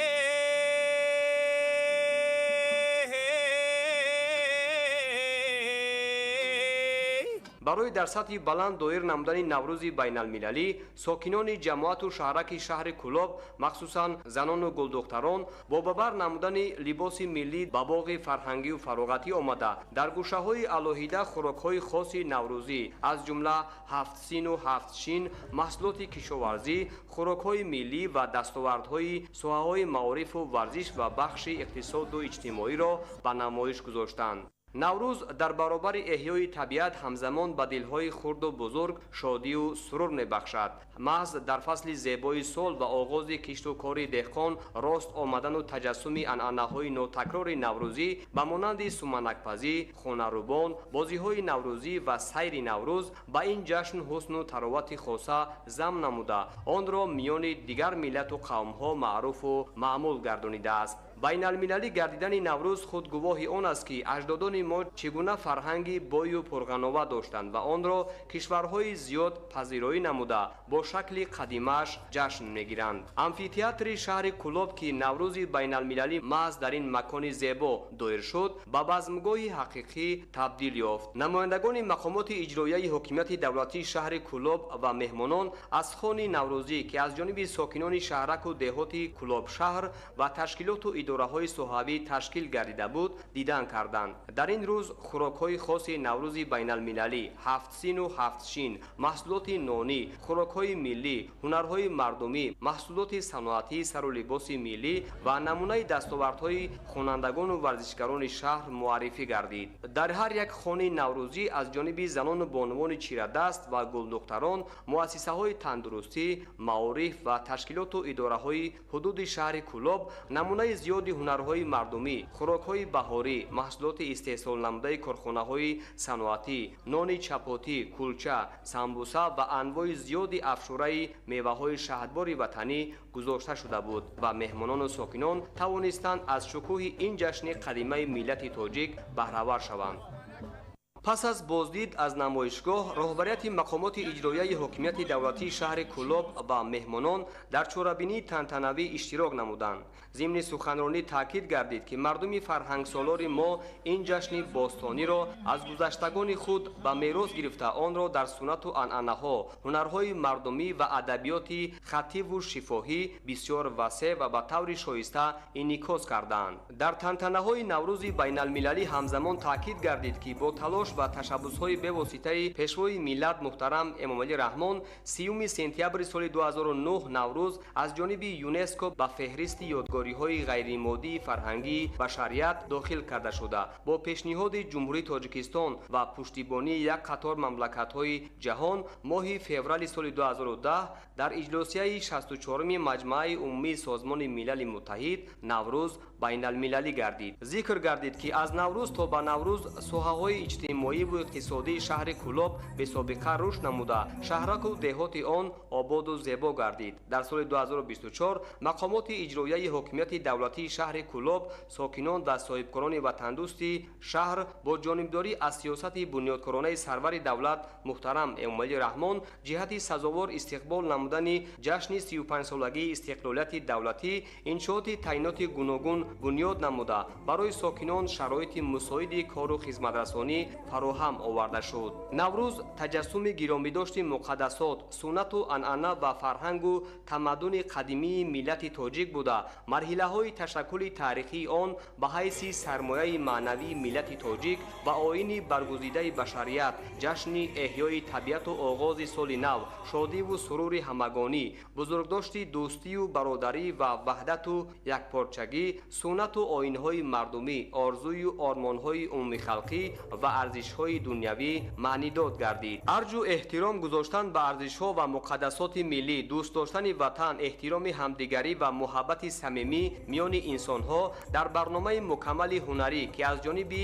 ҳунармандони шуъбаи фарҳанги шаҳр ташкил гардида буд таҷассум ёфт. саҳнаҳои ҷолиб, суруду таронаҳои дилнишин ва рақсу бозии ҷавонону наврасон базмгоҳро пуршукӯҳ намуд ва боиси волидарӯҳии кулли иштирокдорон гардид. наврӯзи байналмилалӣ дар шаҳри Кӯлоб бо шукӯҳ ва мутобиқ ба завқи иштирокдорон доир гардид ки дербоз дар хотири ҳар як нафар нақш мебандад.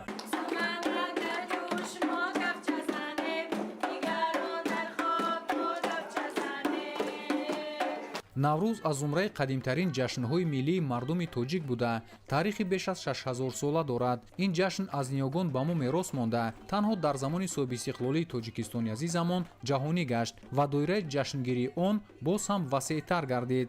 яке аз суннатҳои он пухтани таомҳои миллӣ мебошад ки маъмултарини онҳо суманак маҳсуб меёбад ва дар байни мардум суманак ҳамчун рамзи баҳору наврӯз маъруф гардида хӯроки асосии дастурхони наврӯзӣ аст. аз ин хотир ҷашни наврӯзи байналмилалӣ дар ноҳияи Данғара аз субҳи барвақт бо омода кардани ин таом оғоз гардид.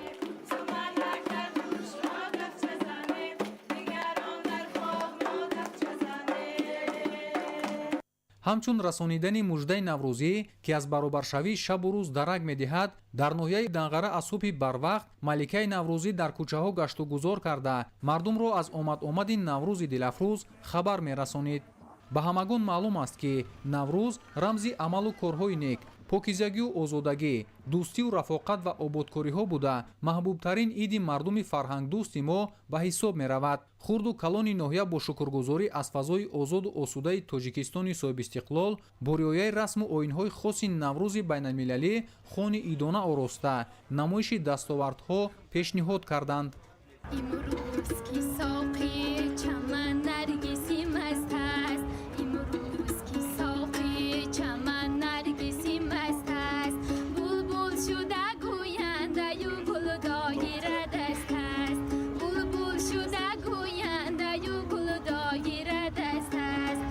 наврӯзгоҳ ки маркази фароғатии хуррамшаҳр интихоб гардида буд сокинони нӯҳ ҷамоати шаҳраку деҳот ва ташкилоту масъаҳои ноҳия маҳсулоти истеҳсолӣ ва дастоварду ҳунарҳои худро пешкаши мардум гардонида буданд. дар ҳақиқат дар ин рӯз сокинони сарбаланди ноҳияи Данғара тамоми ҳунарҳои мардумӣ аз қабили зардӯзию кашидадӯзӣ, буфандагию кандакорӣ ва оростани дастурхони идонаи наврӯзиро бо хӯрокҳои миллӣ ба намоиш гузошта буданд ки ҷолиби диққат буд.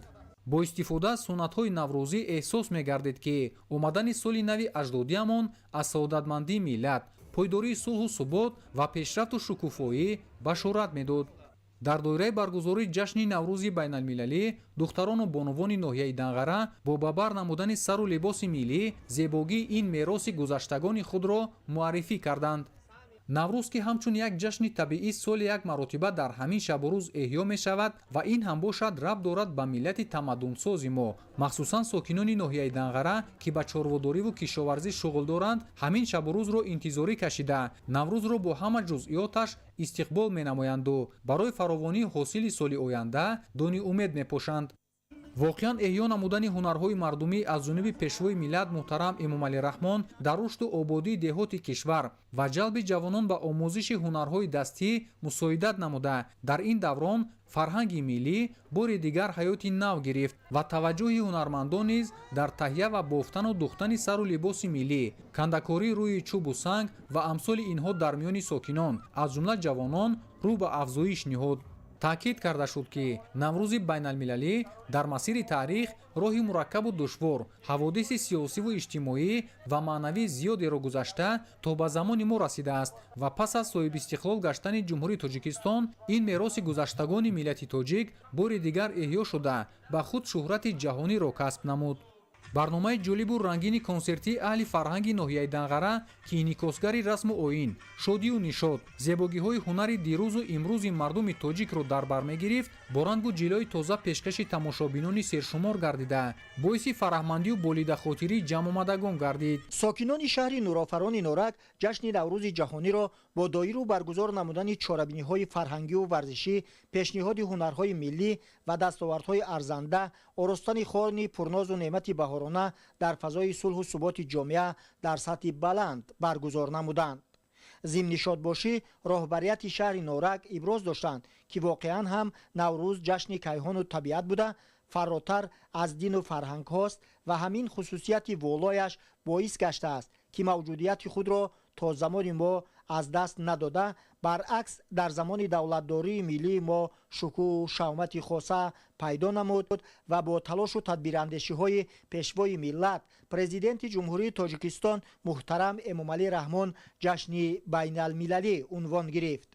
ин ҷашн барои мардуми шарафманди кишварамон бисьёр муқаддас мебошад зеро наврӯз аз қадимулайём яке аз василаҳои асосии бақову ҳастии миллат ва истиқлолият, рамзи ватандориву ватанпарастии ҳар як фарди худогоҳ ва бо нангу номуси ин сарзамин мебошад.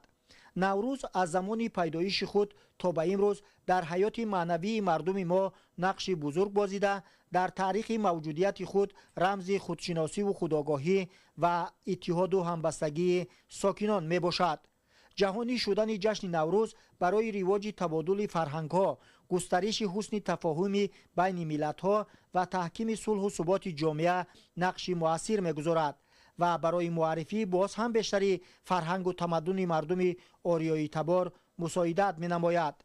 баргузории наврӯз дар сатҳи ҷаҳонӣ моро вазифадор менамояд ки расму оинҳои неки наврӯзии замонҳои кӯҳанро аз нав эҳё намуда ба онҳо шукӯҳу шаомати тоза бахшем. мақомоти иҷроияи ҳокимияти давлатии шаҳри норак фаъолияти хешро тибқи дастуру супоришҳои сарвари давлат муҳтарам эмомалӣ раҳмон густариш дода, ташаббусҳои наҷиби мардумро ҳамаҷониба дастгирӣ ва барои шаҳомоту тантанаҳои наврӯзи 2025 мусоидат менамояд.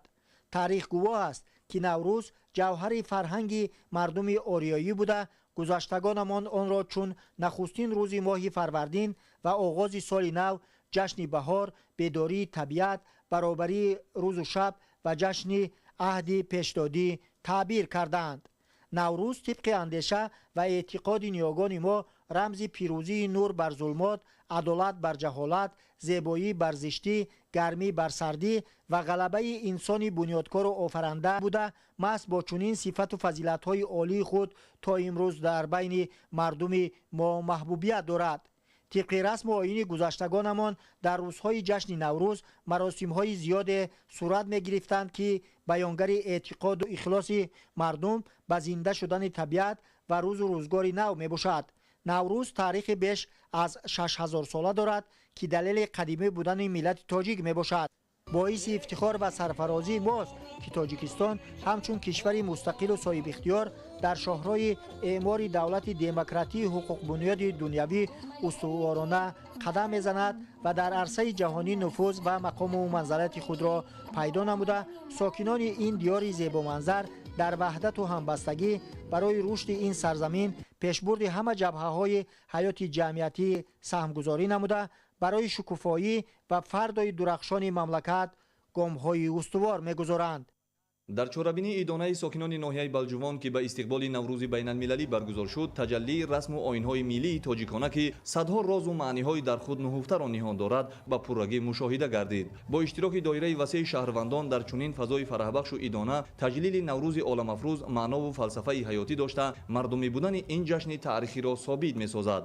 ба ҳамоиву муттаҳидӣ ва даъват ба сулҳудӯстӣ аз унсурҳои хосаи наврӯз аст. тасдиқи ин гуфтаҳо дар тадбири идонаи сокинони ноҳияи балҷувон ба таври комил таҷассум ёфта буд. дар макони намоишгоҳи идона ки бо риояи тамоми расму оинҳои қадимаи наврӯзӣ ороста шуда буд, шурӯъ аз дастовардҳои мардуми маҳаллӣ, ташкилоту идораҳо, дастовардҳои варзишгарон ва маҳсули ҳунарҳои дастии ҳунармандони ноҳия ба назар мерасид. ҳамчунин бозиҳои гуногуни варзишӣ низ дар намоишгоҳ пешниҳоди иштирокдорон гардонида шуд.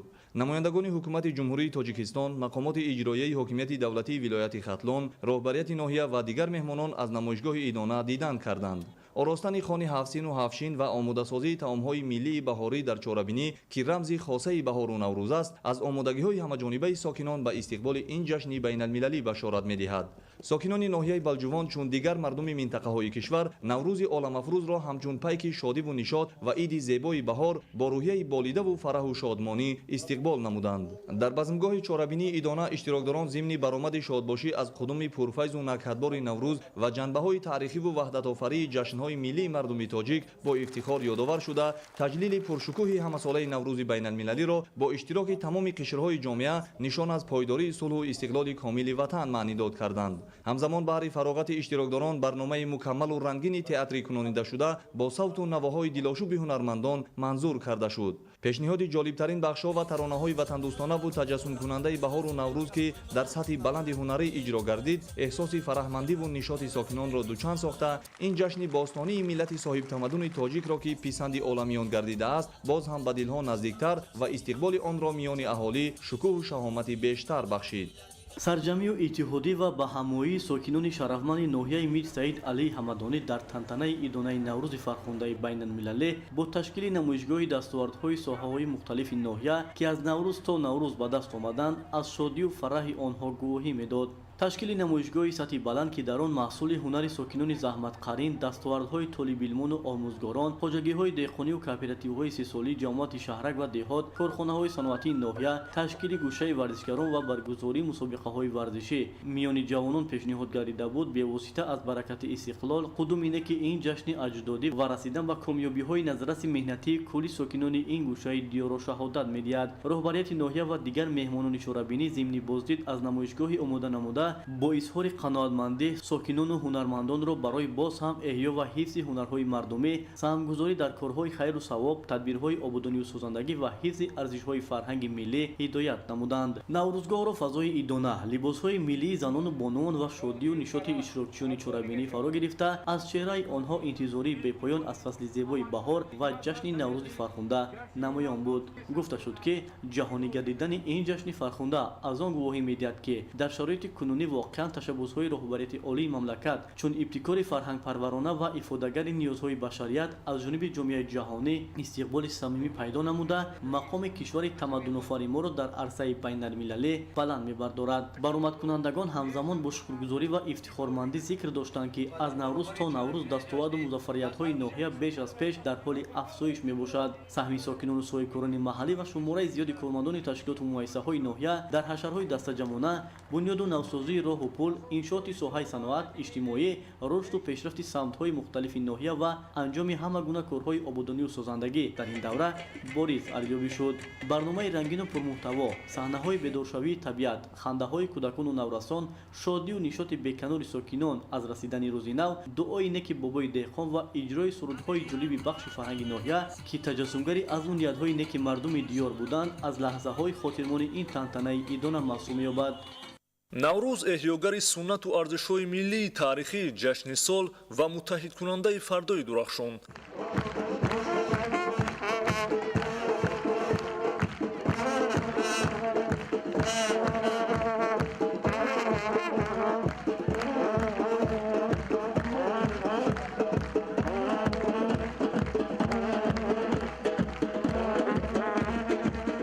дар доираи тантанаҳои ҷашнии наврӯзи байналмилалӣ ва баҳори хуҷастапай дар ноҳияи фархори вилояти хатлон сокинон бо шукргузорӣ аз фазои истиқлоли давлатӣ, ваҳдати миллӣ ва суботи сиёсии сартосарӣ ҷашни наврӯзи ҷаҳониро бо пешниҳоди намоиши дастовардҳо ва суннату оинҳои ин ҷашни таърихии бостон ки рамзи умедҳо, фаровонӣ, ободонӣ, эҳёи табиат ва хушбахтӣ мебошад, бо ифтихору шодмонӣ аз ниёгони худ намуда дар рӯҳияи баланди идона таҷлил намуданд. аз баргузории наврӯзи хуҷастапай дар ҷашнгоҳи идонаи наврӯзӣ ки дар сатҳи баланди муттаҳидкунандаи дӯстию рафоқат ва таблиғкунандаи эҳёи суннату анъанаҳои ҷашни наврӯзро дошт, аз чеҳраи сокинони саодатманди ноҳия маълум мегардид ки қалби онҳоро эҳсоси гуворою фараҳбахш фаро гирифта, дар тафаккуру ҷаҳонбинии онҳо эҳсоси худшиносии миллӣ, инсондӯстӣ, дур сохтани кинаҳо ва расидан ба қадри зиндагию ҳифзи арзишҳои замони истиқлол маскан гирифтааст. тавре пешвои миллат президенти ҷумҳурии Тоҷикистон муҳтарам Эмомалӣ Раҳмон зикр намуда буданд, яке аз сабабҳои асосии мақоми байналмилалӣ пайдо кардани ҷашни Наврӯз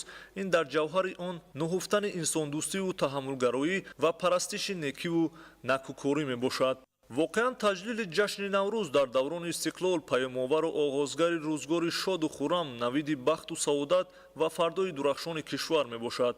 бояд гуфт ки аз Наврӯз то Наврӯз дар ноҳияи фархор бо меҳнати софдилонаву созандаи сокинон раванди корҳои ободониву бунёдкорӣ вусъат гирифта, дар соҳаҳои мухталиф дастовардҳои зиёд ба даст омаданд ки ин омил василаи хубе гардидааст барои боз ҳам беҳтару хубтар гардидани сатҳи некуаҳволии сокинон. баъд аз боздиди меҳмонон аз намоишгоҳ дар раванди баргузории ҷашни Наврӯз ба 40 нафар аз оилаҳои камбизоат аз ҷониби бахши сабти асноти ҳолати шаҳрвандии ноҳия шаҳодатномаҳои таваллуд ва тӯҳфаҳои хотирмон тақдим карда шуд. зимни баромади худ намояндаи ҳукумати ҷумҳурии тоҷикистон ва роҳбарияти мақомоти иҷроияи ҳокимияти давлатии ноҳия иштирокдорони чорабиниро ба муносибати наврӯзи байналмилалӣ табрику шодбош гуфта зикр доштанд ки наврӯз аз бузургтарин ҷашнҳои тарихии тоҷикон дар тӯли мавҷудияташ арзишҳои фарҳангию миллии моро дар таркиби худ ҳифз карда дар замони истиқлоли давлатӣ бо талошу заҳматҳои хастанопазири пешвои муаззами миллат президенти мамлакат муҳтарам эмомалӣ раҳмон мақоми байналмилалиро соҳиб гардид. дар анҷоми чорабинӣ барномаи бошукӯҳи фарҳангӣ бо шеру сурудҳои тараннумгари васфи наврӯз зебоӣ ва ватандӯстӣ пешниҳоди сокинон гардонида шуд. ҷашни наврӯзи байналмилалӣ дар ноҳияи панҷ бо ифтитоҳи як зумра иншоот оғоз гардид. зимни ифтитоҳ намоянда аз дастгоҳи мақомоти иҷроияи ҳокимияти давлатӣ назди президенти ҷумҳурии тоҷикистон ва масъулини ноҳия ширкат намуда бахшида ба ин ҷашни миллӣ як бунгоҳи тиббӣ, нуқтаи фурӯши сӯзишворӣ ва бинои нави иловагиро дар назди муассисаи таълимии рақами 7 мавриди истифода қарор доданд. бо назардошти дастрасӣ пайдо намудани сокинони ҷамоати деҳоти меҳвари ноҳия ба хизматрасониҳои босифати тиббӣ дар деҳаи 50 бунгоҳи нави тиббӣ дорои ҳама шароити зарурӣ сохта мавриди истифода қарор дода шуд. иншооти мазкур бо ташаббуси мақомоти маҳаллӣ ва ҷалби ҳамкорони рушд бунёд ёфта дар ҷашни наврӯз тӯҳфаи арзишманде барои сокинони ин деҳот гардид. дар ин рӯз дар шафати роҳи мошингарди душанбе 5 поён низ аз ҷониби як тан соҳибкор нуқтаи фурӯши сӯзишворӣ ба истифода дода шуд ки дар он мағозаи хӯрокворӣ низ ҷой карда шуда барои мизоҷон хизматрасонӣ дар сатҳи баланд ба роҳ монда мешавад. бахшида ба ҷашни наврӯз соҳибкори маҳаллӣ ба як гурӯҳ нафарони имконияташон маҳдуд кӯмаки яквақтаина тақдим намуданд. дар идомаи ифтитоҳи иншооти ҷашнӣ дар назди муассисаи таълимии рақами 7 ҷамоати деҳоти ба номи Кабуд Сайфиддинов ноҳия бинои иловагии дуошиёна дорои 4 синфхонаи иловагии барҳаво мавриди баҳрабардорӣ қарор дода шуд. синфхонаҳо бо тамоми ашёву лавозимоти таълимӣ ҷиҳозонида шуда дар маҷмӯъ 160 нафар хонанда бо ҷои нишаст таъмин гардиданд.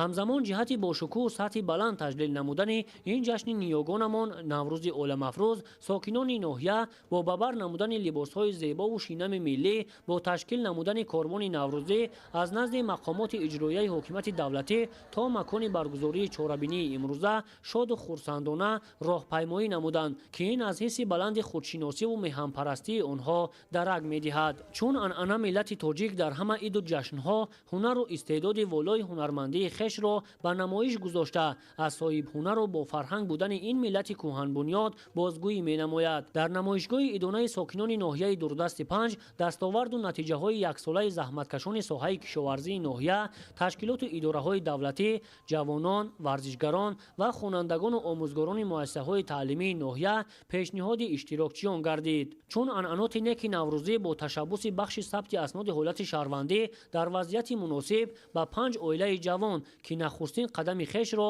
ба ҳаёти мустақилона мегузоранд шаҳодатномаи ақди никоҳ ройгон тақдим карда шуд. тантанаҳои наврӯзӣ дар варзишгоҳи марказии ноҳияи 5 бо иштироки доираи васеъи сокинон ва кормандони касбу кори гуногун дар сатҳи баланд сурат гирифта шодиву нишоти мардум расидан ба рӯзу соли нав ва ҷашн гирифтани ин рӯзи накӯҳ боз ҳам аз осудагиву оромии кишвар далолат медод. меҳмонон бахшида ба ин ҷашни бошукӯҳ сокинони ноҳияро аз номи роҳбарияти олии мамлакат табрику таҳният гуфта саҳми онҳоро дар соли 2024 барои пешрафту ободонӣ ва тарбияи дурусти фарзандон дар рӯҳияи ватандӯстиву хештаншиносӣ муҳиму арзанда арзёбӣ намуданд. дар базмгоҳи наврӯзӣ занону ҷавондухтарони ноҳия бо бабар кардани либосҳои зебову шинами миллӣ ба ҳусни чорабинӣ накҳати хосае эҳдо намуданд. рақсу сурудҳои ҳунармандони аҳли фарҳанги ноҳия бо омодагиву касбияти баланд баргузор карда шуд ки тамоми иштирокчиён бо як рӯҳияи болидаву идона дар базмгоҳи наврӯзӣ шодиву хушҳолӣ намуданд. наврӯз оини кӯҳани миллати тамаддунофари тоҷик аст ки амасола дар сартосари тоҷикистон ва аз соли 2010 инҷониб дар тамоми кураи замин ҷашн гирифта мешавад. боиси ифтихору сарфарозест ки наврӯз бо талошҳои пайгирона ва иродаи матини пешвои миллат муҳтарам эмомалӣ раҳмон ва ҳамовозии як қатор кишварҳои ҳавзаи тамаддуни наврӯз ҷаҳонӣ гардид. با تشبث نجیبانه پرزیدنت جمهوری تاجیکستان محترم امومعلی رحمان تجلیل جشن نوروز در گوشه و کنار وطن نوروز تاجیکستان به حکم عنعنه درآمده است. به خاطر در سطح بلند فرهنگی و ریایه همه آیین‌های نیک بهار و نوروز استقبال گرفتن این جشن بین‌المللی، کارمندان تمام اداره و مؤسسه، جماعت‌های شهرک و دهات و دیگر ساکنان بخصوص بانوان و جوان دختران با پیشنهاد نمونه دستاوردهای خود آراستن خانه پرناز و نعمت نوروزی، خصوصا هفسین و هفشین که انعکاس کننده رسم و آیین‌های نیاگانمان میباشد به تماشا گذاشتند. در نمایشگاه ایدانه بهترین نمونه هنر کاسبی و دوریدگری، کشاورزی، آهنگری و گلدوزی‌های زنان و بانوان بار دیگر ثابت ساخت که مردم تاجیک از ازل به هنر و هنرمندی شوقی بلند دارند و در این جاده موفق میباشند. در همین اثنا به یک زمره یتیمان کل که با امر تقدیر از پدر و مادر محروم گشته‌اند، تحفه‌های مقامات اجرایی حکومت دولتی ناحیه جیهون تقدیم کرده شد. ضمن سخنرانی‌های تبریکاتی وابسته به راه تعیین نموده این جشن نیاگان و شکوه و منزلت امروز آن معلومات داده شهرت جهانی گرفتن نوروز را نشانه اعتبار و احترام مردم سیاره نسبت به عرف و عنعنه‌های نیک نیاگان ما معنی داد کردند. برنامه رنگین پرمحتوای فرهنگی که از جانب اهل هنر و مکتب بچگان ناحیه تهیه گردیده بود به چاره‌بینی تراوت دیگر بخشیده اشتراکداران با نمایش دادن صحنه‌های گوناگون فرهنگی بار دیگر ثابت نمودند که ملت تاجیک در دوران پایداری استقلالیت دولتی سال تا سال رسم و عنعنه‌های پیشینه ملی خود را از نو احیا نموده زحمت‌های گذشتگان خود را درک نمودند. از آنکه آیین‌های نوروز عبرت‌آموز و سازنده میباشد، صبح امروز در ناحیه دوستی ولایت ختلان تنتنه‌های جشنی از مورد استفاده قرار گرفتن مرکز سودا و تالار ورزش در مرکز ناحیه، یک قطار مغازه‌ها در دهه کوهدامن جماعت شهرک خورمدیار، جماعت دهات جیلیکول آغاز گردید. نقطه‌های فروش مذکور با اقدام وطندوستانه صاحبکاران محلی به فعالیت آغاز نموده در آنها فروش محصولات خوراکه، عطریات، اشیای روزگار، اسباب‌های گرمیدهی و دیگر لوازمات ضروری برای روزگار به راه مانده شد. اقدام‌های بنیادکارانه در ناحیه‌ها به خاطر تشکیل جای‌های نوی کاری در دهات، دستگیری صاحبکاران محلی، بلند برداشتن خدمت‌رسانی‌ها، بهسازی شرایط زندگی مردم و حفظ اجتماعی اهالی روانه کرده شده است. همزمان به خاطر جشن نوروز حجست‌پای و با مقصد دستگیری یتیمان در دهه وحدت جماعت دهات جیلیکول در دایره تطبیق برنامه تشکیلات جمعیتی خیریوی تاجیکستان به زنهای تنها و عائله‌های دارای فرزندان امکانیتشان محدود کلیدهای 3 منزل استقامتی سپریده شدند. تا امروز در دهه وحدت ناحیه دوستی به 16 نفر عائله‌های کمبیزاعت منزل استقامتی از جانب تشکیلات ذکر گردیده تحفه گردیده است. طبق دورنمود در دهه مذکور باید 40 منزل استقامتی بنیاد گردیده در آینده به عائله‌های نیازمند تقدیم کرده خواهد شد. جشن شکوه طبیعت نوروز عالم افروز را ساکنان ناحیه دوستی با خرسندی به اندازه و ارجگذاری تجلیل نموده با آراستن خانه نوروزی عبارت از هفت‌سین و هفتچین، نقل و نوا، شیرینی‌های مختلف، محصولات نانی، نمایش محصولات ایجاد هنرمندان استقبال گرفتند. ساکنان سعادتمند ناحیه آیین‌های نوروزی را که سرچشمه بزرگ اخلاقی و تربیوی‌اند پاس داشتند، زیرا در ایام نوروز طبیعت احیا می‌گردد، انسان نیروی نو می‌گیرد، دل و اندیشه‌ها به هم می‌آیند، آدمان عمل‌های سخاوت و نکوکاری و خیر و ثواب را به جا آورده به همدیگر شادی و سرور می‌بخشند. ضمن چاره‌بینی ایدانه تاکید کرده شد که فضیلت نوروز همچون جشن پیوند انسان با طبیعت از وسعت عمل‌های سازنده و بنیادکارانه، پاکسازی باطن از کینه‌ها، آغاز روز با آرزوهای تازه، پاشیدن دانه امید به زمین، پرورش نهال و بنیاد باغ‌ها عبارت است. رقص و سرودهای دلانگیز نوروزی پیک خرمی و سرسبزی سرزمین تاجیکستان را طنین اندازی نموده قلب و دلهای ساکنان ناحیه دوستی را مالامال امید و آرزوها گرداند که آنها در فضای صفا بخشنده دیار و با خرسندی به اندازه تمام مقصدهای نیک خود را با نوروز خجسته پیوند نمودند. ساکنان وطندوست و مهنتقرین ناحیه شهر توس با روحیه بالیده جشنی و به بر نمودن لباس شینم و زیبای ایدانه سرشار از محبت میهن و صمیمیت تام نسبت به جشن و مراسم‌های اجدادی، جشن بین المللی نوروز را با آمادگی همه‌جانبه انجام اقدام‌های سازنده و تازه‌کاری‌ها استقبال نمودند. با اجرای عملهای مربوط به جشن نوروز، خرد و بزرگ با شادی و نشاط و شکرگزاری از فضای ادانه مملکت در ورزشگاه مرکزی ناحیه که مکان اساسی برگزاری چهاربینی انتخاب گردیده بود جمع آمده جشن بین المللی نوروز را با شکوه خاصه تجلیل نمودند. ساکنان، فعالان ساحه‌های گوناگون خواجگی خلق، کارمندان تشکیلات و مؤسسه، نورسان و جوانان و پیران روزگار دیده بهر تبریکات یکدیگر به هم آمده خانه زیبای نوروزی آراستند. در دسترخوان ادانه با رعایت تمام عنعنه و رسوم‌های مردمی، طعام و هنرهای خلقی را به نمایش گذاشته بار دیگر ثابت ساختند که ساکنان ناحیه دست به کار و مهنت دوست هستند. همه انواع به نمایش گذاشته شده همچون رمز نوروز و بهار، تراوت زندگی و احیای طبیعت بوده زیب دهنده میدان جشنی بود. طعام‌های ملی بهاری، خوان 7 سین و 7 شین، محصول دسترنج مرد دهقان و انواع دیگری غذایی به نمایش گذاشته شده شهادت از آن می‌دهد که ساکنان ناحیه شهر توس با مهنت صافدلانه خود در تامین نقشه و برنامه‌های استراتژی حکومت جمهوری تاجیکستان حصه ارزنده خود را می‌گذارند. گذشتگانمان از زمان‌های خیلی دور این جشن را همچون رمز پیوند ناگسستنی میان طبیعت و انسان، ایام پاکی و صفا، محبت و دوستی، احسان و سخا و بخشایش و صمیمیت با شکوه و جلال خاصه تجلیل می‌کردند که آن موافق علم ستاره شناسی به نخست روز آفرینش و بهار، رویدن سبزه و جان گرفتن رودها، شکفتن گلها و زنده شدن امید و آرزو در قلب انسانها و مهمتر از همه به لحظه‌های برابر شدن شب و روز راست می‌آمد. نوروز آغاز سال نو و ابتدای تقویم نو بوده جشن برابری شب و روز در برگیرنده فلسفه برابری انسانها در روی زمین به شمار می رود. در ادامه اهل هنر و فرهنگ با برنامه مکمل تئاتری کنانیده شده به میدان برآمدند. در این هنرنمایی کودکان و نورسان و جوانان نیز فعالانه اشتراک نموده به جشنگاه نوروز بین المللی تراوت دیگر بخشیدند. باید گفت که ما از جمله آن مردمان خوشبختی هستیم که این سنت دیرینه را با معنی و محتوای عمیق و جوهر فلسفی و روی زندگی ساز آن به میراث گرفته ایم. امروز برای ما تاجیکان و کل کشورهای حوزه تمدن نوروز باعث افتخار است که این جشن کهن و باستانی و زیبای طبیعت از طرف سازمان ملل متحد با تشبث فرزند فرزانه ملت پرزیدنت جمهوری تاجیکستان پیشوای ملت محترم امامعلی رحمان همچون جشن بین المللی اعلان شده است. فضای ادانه در ناحیه شهر توس با سرود و ترانه‌های هنرمندان خوش سلیقه و رقص و بازی خرد و بزرگ ناحیه تا دیر ادامه کرد. از این تدبیر سطح بلند فرهنگی کلی مردم خوشی و خرسندی کردند که آن آغاز خوب سال نو ملی عنوان کرده می شود.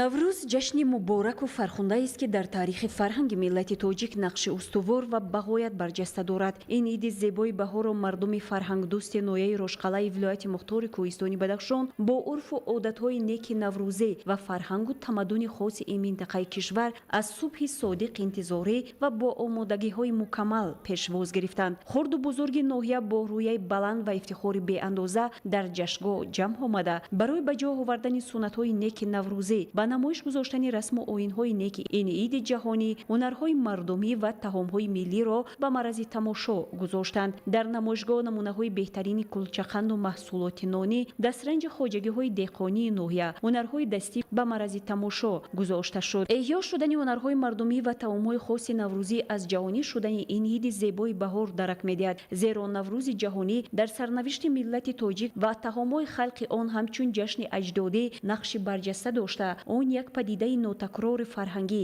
ва унсури тамаддуни миллӣ дар айни замон ҷаҳонишудаи аҷдодонамон дониста шуда дар масири таърих тамоми табақаҳои ҷомеаро ба созандагиву офарандагӣ раҳнамӯ месозад. дар як қисми наврӯзгоҳ таомҳои миллӣ ки хоси мардуми кӯҳистон мебошанд ба намоиш гузошта шуданд, дар қисмати дигар ҳунарҳои мардумӣ пешкаш гардиданд. дар як гӯшаи наврӯзгоҳ кадбонуҳо ба тайёр намудани суманак машғул гардиданд ки он нишон ва рамзи хоси наврӯзи тоҷикони ҷаҳон мебошад. мебошад. ҳунармандони ноҳияи Рошқала бо тамоми маҳорати баланди ҳунарофарӣ, ҳунарҳои дастӣ, кандакорӣ, наққошӣ, дуредгарӣ, сохтакорӣ, гулдӯзиву тарроҳӣ, бофандагиву рассомӣ, таомҳои хоси наврӯзӣ ва маҳсулоти кишоварзиро ба намоиш гузоштанд. яке аз ҷузвиёти асосии Наврӯз хабари наврӯзӣ мебошад, ки аз равзанаи хона садо дода мешавад. равзанаи хона муқаддас буда фақат дар рӯзи Наврӯз ба болои он баромадан мумкин аст. зимни намоиш ин анъана бо тамоми усулҳои ба худ хосаш иҷро гардидааст. зикри гардид, ки аҷдодони соҳиби фарҳанги мо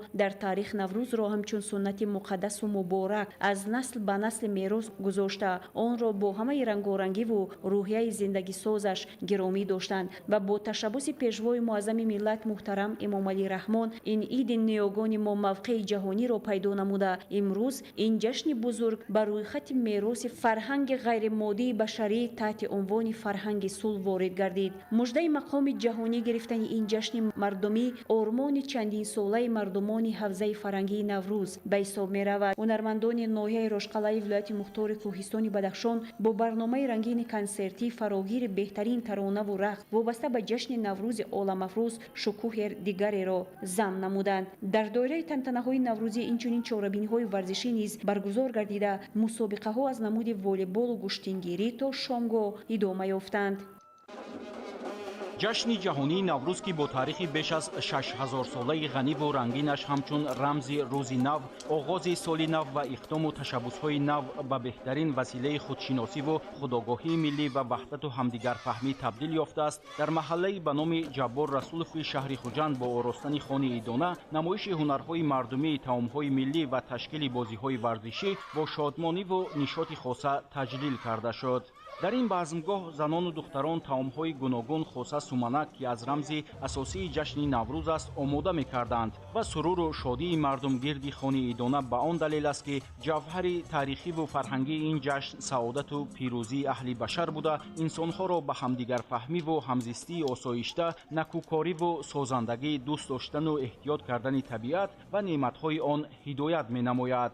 таҷлили бо шукӯҳи Наврӯз ва ба таври шоиста муаррифӣ намудани расму оинҳои миллӣ шаҳодат аз он аст, ки мантиқу фалсафа ва моҳияту ҳикмати ин ҷашн аз донишу хирад, меҳру муҳаббат, сулҳу субот ва шодиву нишод иборат буда, дар тӯли ҳазорсолаҳо барои мардуми тоҷик ҳамчун омили ҳастисозу муттаҳидкунанда хизмат кардааст.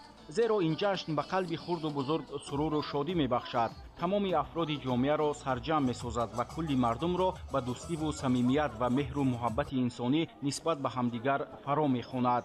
ба таъкиди иштирокдорон маҳз бо ҳамин сабаб ин падидаи асили фарҳангӣ ҳаргиз кӯҳнашавиро намепазирад ва дар ҳама давру замонҳо ҳамқадаму ҳамқисмати мардум боқӣ мемонад. тантанаҳои наврӯзии сокинони маҳаллаи ба номи Ҷаббор Расулови шаҳри Хуҷанд бо намоиши барномаи бошукӯҳи фарҳангӣ, ки зебогиҳои фасли баҳор, хусусиятҳои хоси расму оинҳои ҷашни Наврӯзи оламафрӯз ва дастовардҳои замони соҳибистиқлолиро тараннум мекард, хушу хотирмон идома ёфт.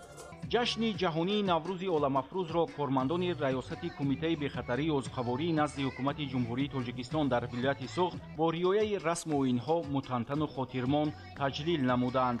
таъкид гардид, ки дар замони соҳибистиқлолии мамлакат бо иқдому ташаббуси президенти ҷумҳурии Тоҷикистон, пешвои миллат муҳтарам Эмомалӣ Раҳмон, Наврӯз эҳьё шуд, мақоми хоса пайдо намуд ва аз ҷашни мардумӣ то сатҳи ҷашни давлатӣ ва байналмилалӣ эътироф гардид.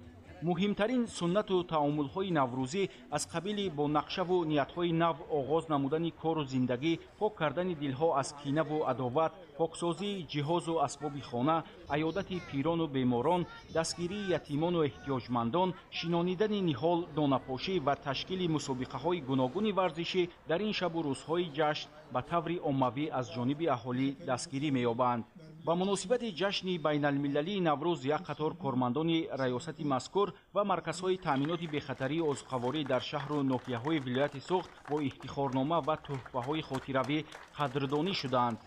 рақсу бозӣ, иҷрои сурудҳои халқӣ, намоиши ҳунарҳои мардумӣ, омода кардани таомҳои миллии хоси ҷашни Наврӯз, аз ҷумлаи суманак, густурдани дастурхони идонаи ҳафтсину ҳафтчин дар базмгоҳи кормандони раёсати Кумитаи бехатарии озуқавории назди ҳукумати ҷумҳурии Тоҷикистон дар вилояти Суғд мақоми меҳварӣ дошт.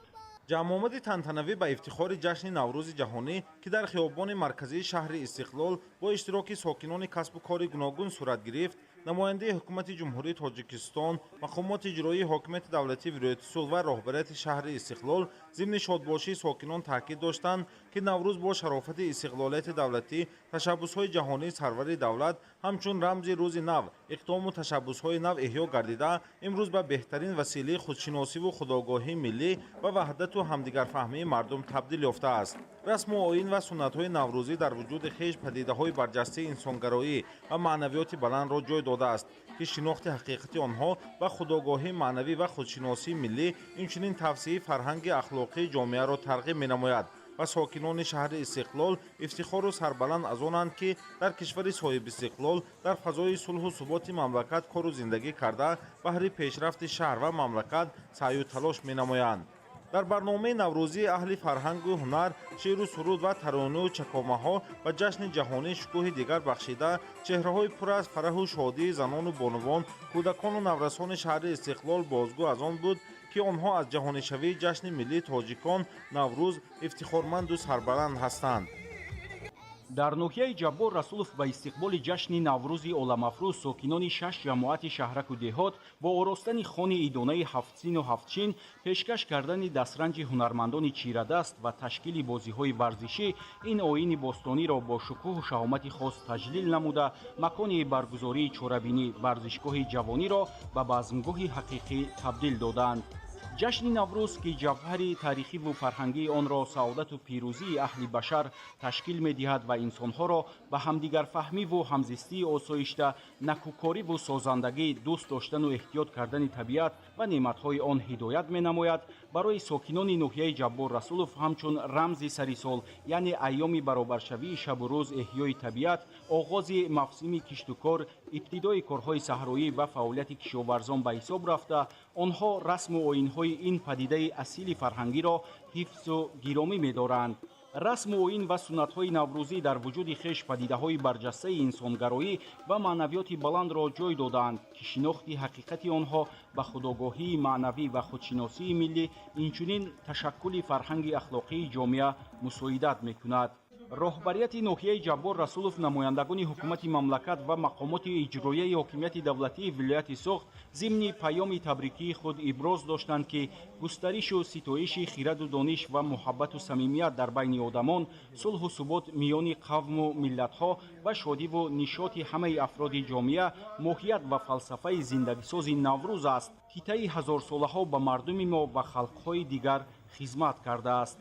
Наврӯз воқеан дар оини мардуми тоҷик сароғози зиндагии нав ва амалӣ шудани ормонҳои наҷиб ба шумор меравад. дар идомаи ин чорабинии бошукӯҳ ба як қатор кормандони касбу кори гуногун, ки дар пешрафту ободии ноҳияи ҷаббор расулов саҳми назаррас доранд, ифтихорнома ва тӯҳфаҳои хотиравӣ тақдим карда шуд. намоиши театркунонидашудаи аҳли ҳунару санъати ноҳияи ҷаббор расулов, ки аслан зебогиҳои фасли баҳор ва расму оинҳои писандидаи ҷашни ҷаҳонии Наврӯзро инъикос мекард, басо ҷолибу диданӣ буд. рақсу бозӣ, иҷрои сурудҳои халқӣ, намоиши омода кардани таомҳои миллии хоси Наврӯз ва ғайра аз бахшҳои асосии ин барномаи мукаммали фарҳангӣ буд, ки ба ҳозирин хеле писанд омад. таҷлили бошукӯҳи Наврӯз ва ба таври шоиста муаррифӣ намудани расму оинҳои миллӣ аз тарафи сокинони ноҳия шаҳодат аз он аст, ки дар замони соҳибистиқлолӣ мардуми тоҷик на танҳо ҷашну оинҳои бостониро эҳё намуд, балки онҳоро ҳамчун падидаҳои дорои аҳамият ва арзишҳои умумибашарӣ ба ҷомеаи ҷаҳонӣ ба таври шоиста муаррифӣ кард. аз рафти баргузории чорабинӣ аён гардид, ки таҳиягарон бо назардошти тамоми анъанаҳои ин ҷашн ва риояи дигар хусусиятҳои хос барномаро дар сатҳи баланду диданӣ намоиш доданд. ҳамасола дар тамоми гӯшаву канори кишвари азизамон бо фарорасӣ баҳори нозанин ва оғози фасли шукуфтанҳо ҷашни Наврӯзи байналмилалӣ бо шукӯҳу шаомати хоса таҷлил мегардад. мардуми тоҷик бо шукргузорӣ аз сулҳу оромӣ ва ободии ватан ин ҷашни аҷдодиро бо шодию сурур пешвоз мегиранд. Наврӯз, ки рамзи эҳё ва шукуфоии зиндагӣ аст, дар ҳар як манзилу ҳар як деҳаву шаҳр бо тантана ва анъанаҳои ниёгон истиқбол мешаванд. мавриди зикр аст, ки бахшида ба ҷашни байналмилалии наврӯз бо иштироки роҳбарияти ноҳияи айнӣ ва меҳмонону намояндагони ҳукумати ҷумҳурӣ ва вилояти суғд дар маркази ноҳия як иншооти ҷашнӣ аз тарафи соҳибкори ватанӣ мавриди истифода қарор гирифт. Ин иншоот муассисаи маркази омӯзиши забонҳо буда аз забонҳои англисиву русӣ ва хитоӣ таълим дода мешавад. Дар ин ҷо ҳамзамон бо истифода аз фурсати муносиб ба 11 нафар омӯзгорони муассисаҳои таълимии ноҳия нишони сарисинагии аълочи маъриф супорида шуд. қабл аз оғози чорабинии идона дар мавзеи дашти варз маросими ҷуфтбуророн ки яке аз рамзҳои наврӯзӣ аст сурат гирифт ва дар ин ҷо бо дуои пирону солмандон ба корҳои барзгарию деҳқонӣ оғоз бахшида шуд. чорабинӣ бо омодагии ҳамаҷониба бо иштироки намояндагони ҳамаи ҷамоатҳои шаҳраку деҳоти ноҳия дар сатҳи баланди тантанавӣ доир гардид. мавриди зикр аст ки дар чорабинии идона ҷавонону варзишгарон мувофиқ ба расму оини тоҷикона барои иштирокчиёни ҷашни наврӯзӣ намудҳои гуногуни бозиҳои варзишии миллиро пешниҳод намуданд. ҳамзамон дар гӯшаи дигари наврӯзгоҳ намунаи ҳунарҳои дастии ҳунармандони ҷамоату деҳот бо намоиши хӯрокҳои миллӣ ба маъраз гузошта шуда буд. гӯшаҳои кулолгарӣ, дуретгарӣ, оҳангарӣ ва бофандагӣ диққати меҳмононро ба худ ҷалб мекард. ҳамчунин бонувону ҳунармандон тарзи пухтани таомҳои миллӣ аз ҷумла сумана, қурутов ва дигар таомҳои наврӯзиро бо маҳорати баланд ба ҳозирин нишон доданд. яке аз оинҳои бузурги наврӯзӣ густурдани хони пурфайзи ҳафтсину ҳафтшин мебошад ки дар ин наврӯзгоҳ риояи ин суннати аҷдодӣ бо тамоми унсурҳои худ ба мушоҳида мерасид. дар даромадгоҳи наврӯзгоҳ техникаи кишоварзӣ ва маҳсулоти хоҷагиҳои деҳқонӣ ба намоиш гузошта шуда буд ки ин тадбир аз фарорасии мавсими кишту кори деҳқон дарак медод. дар гӯшаи дигар намунаҳои маҳсулоти истеҳсолии корхонаҳои саноатии ноҳия ба намоиш гузошта шуд. дар идомаи чорабинӣ бо истифода аз фурсати муносиб ба нафароне ки барои рушду нумӯи соҳаҳои мухталифи ноҳия хизматҳои арзанда карданд аз тарафи мақомоти иҷроияи ҳокимияти давлатии вилоят ва ноҳия ҷоизаю сипосномаҳо тақдим гардид. барномаи фарҳангӣ бо иштироки ҳунармандони маҳаллӣ ва гурӯҳҳои фолклорӣ баргузор гардид. оҳангҳои дилнавоз, рақсу бозии шодона, сокинон низ либосҳои идона ба бар карда бо рақсҳои ҷолиби худ фазои идонаи наврӯзиро гарму ҷаззоб намуданд. наврӯзи фархундапай ва ҷаҳонафрӯзро ки ҷашни ниёгони мо рамзи муҳаббату зебоӣ, сафову покӣ, саховату накӯкорист ва бо паёмҳои нек ва қадамҳои хуҷаста фаро расидааст, имрӯз аз ҷониби сокинон ва меҳмонони ноҳияи шаҳристони вилояти суғд пуршукӯҳ ва хотирмонд истиқбол ёфт. наврӯзи байналмилалии ин ҷашни бузурги миллӣ ки бо шарофати заҳматҳои пешво ва раҳнамои миллат муҳтарам эмомалираҳмон дубора эҳьё гардид, ҳамасола дар саросари ҷаҳон бахусус дар тоҷикистони азиз ки ватани воқеии наврӯз аст бо истиқболи густурда ва шукӯҳи тоза таҷлил мегардад. наврӯз намоди таҷдиди ҳаёт, рамзи аввалин рӯзи офариниш, умед, ҳамгироӣ ва ҳамбастагии ҷомеаи башарӣ буда ёдгори фарҳанги ғановатманду тамаддуни деринаи марзубуми мост ки ба тамаддуни ҷаҳон фалсафаи ҳаёт ва ҳастиро эҳдо намудааст. бо талошҳои пайгиронаи пешвои мо моҳи майи соли 2009 бузургтарин ташкилоти байналмилалии фарҳангӣ ЮНЕСКО наврӯзро ба феҳристи мероси фарҳангии ҷаҳон шомил кард ва соли 2010 созмони милали муттаҳид наврӯзро ҷашни байналмилалӣ эълон намуд ки аз нуфузу эътибор ва арзиши ҷаҳонии он далолат менамояд. аз ин пас ин ҷашни тамаддуни ориёиро на танҳо кишварҳои ҳавзаи наврӯз балки саросари ҷаҳон бо ҳисси ифтихор ва шукӯҳи хоса таҷлил менамоянд. боиси хурсандӣ ва басорамзист ки ҳамасола тоҷикистони соҳиб истиқлол рисолати миллии ҷашни наврӯз ва истиқболи бошукӯҳи онро бо тантана таҷлил намуда пайваста собит менамояд ки миллати тамаддунофари мо ба суннатҳои деринаи худ ки аз дӯстиву рафоқат ва сулҳу ваҳдати инсонӣ сарчашма мегирад содиқ буда тарғибгари бузургтарин арзишҳои башарист.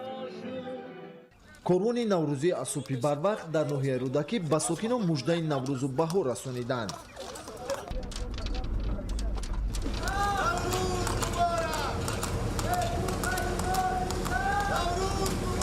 тантанаҳои наврӯзӣ дар ноҳияи рӯдакӣ бо мавриди баҳрабардории иншооти муҳим барои сокинон оғоз гардид.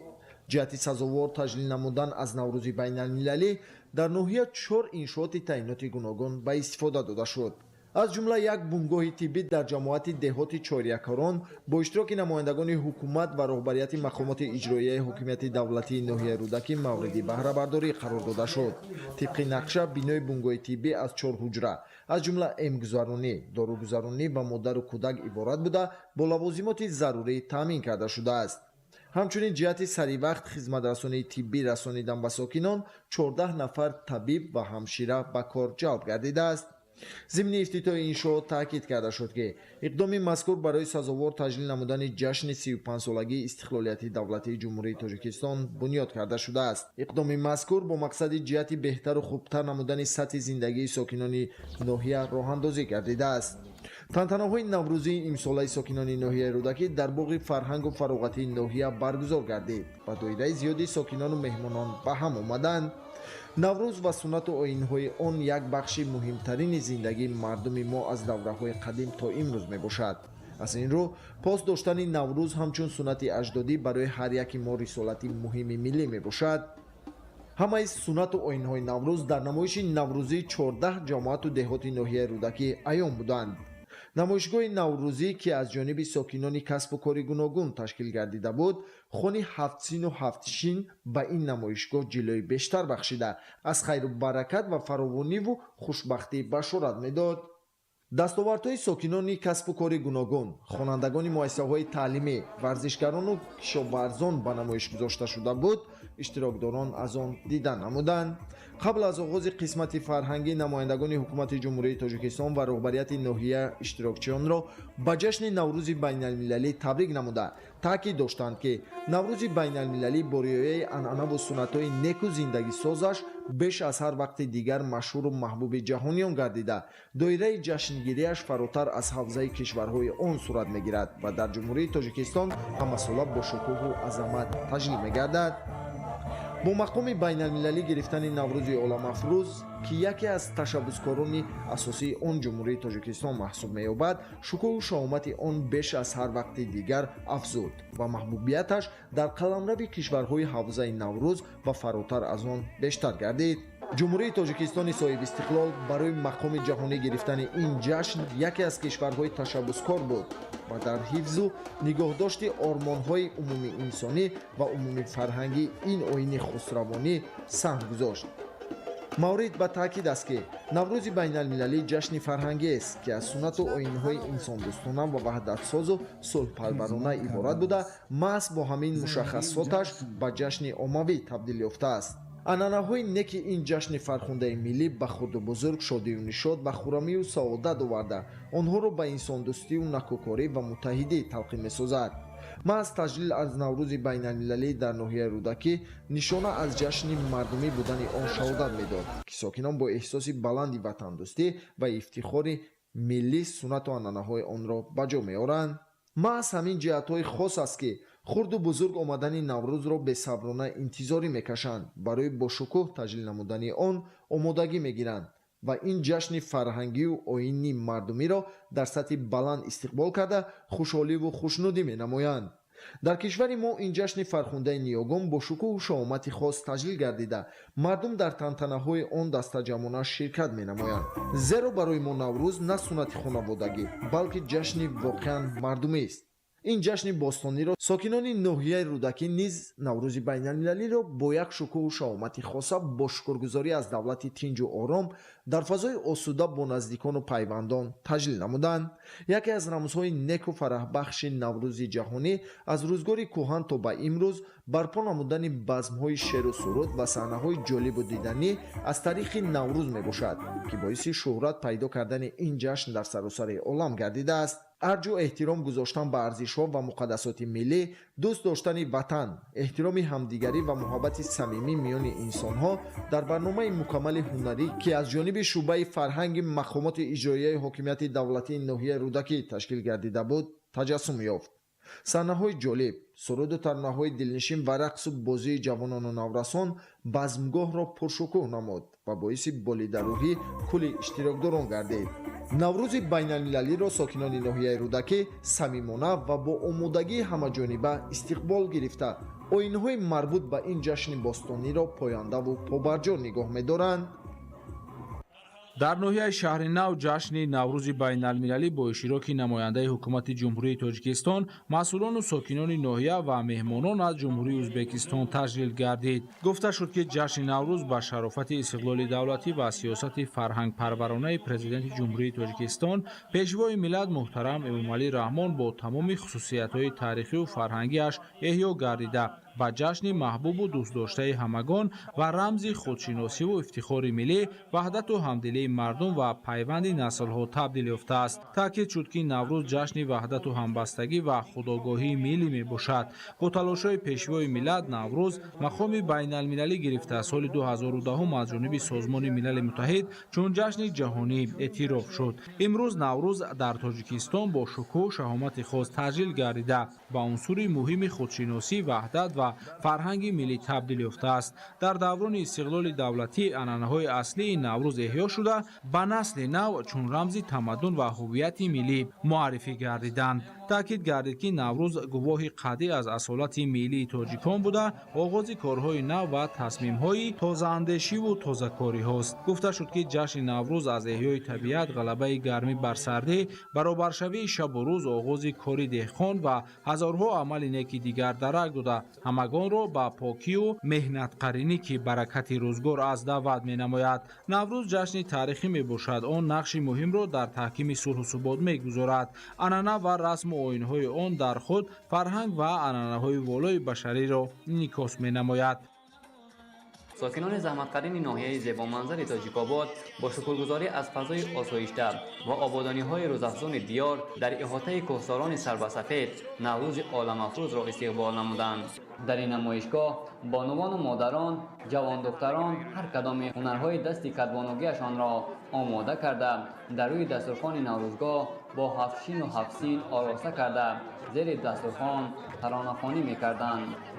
ҳунармандону тарроҳони либосҳои миллии ин минтақа аз анъанаҳои гузаштагони хеш бо диди муосир, зардозиву гулдӯзиҳо, пуртаву тоқии занонаву мардона ва чилгариҳояшон рӯи даст оварда буд, ки аз диди онҳо бинандаро дар ҳайрат мегузошт. дар гӯшаи дигаре, ки маълум аст, ҷавонону наврасон аз кӯҳантарин анъанаҳои гузаштагон дар майдон бозиҳои варзишӣ мекарданду шодӣ менамуданд. деҳқонон баҳри иҷрои нақшаҳои кишти зироатҳои кишоварзӣ омодагӣ гирифта, ба замини пурсаховат донаҳои умед мепошиданд. ҳар яки моро зарур аст, ки ҷиҳати таъмини сулҳу оромӣ, суботи сиёсӣ, ваҳдати миллӣ, рушди давлати соҳибистиқлоламон талош варзида, баҳри хурраму сарсабз гардонидани макони хеш, маъракаҳои кабудизоркунӣ ва ниҳолшинониро оғоз намоем. аз ҳар хонаву кошона то деҳоти дурдасттарин корҳои ободониро вусъат бахшем. бо як рӯҳияи баланди ватандӯстиву хештаншиносӣ, ҷавонписарон бо дили гарм ва иродаи қавӣ барои хизмати ватан модар омода гардида, дар майдони марказӣ, ки базмгоҳи наврӯз аст, дар назди ҳозирину сокинон давр зада ҳавл намуданд, ки то ба давраи оғози хизмат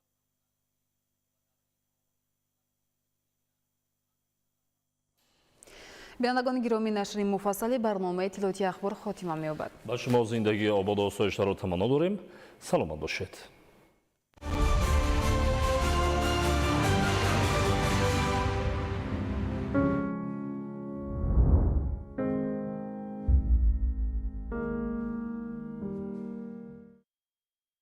таъм ва накатҳои ғании чойи сиёҳи принсесса Нури гармӣ мебахшад ва дилҳоро гарм мекунад.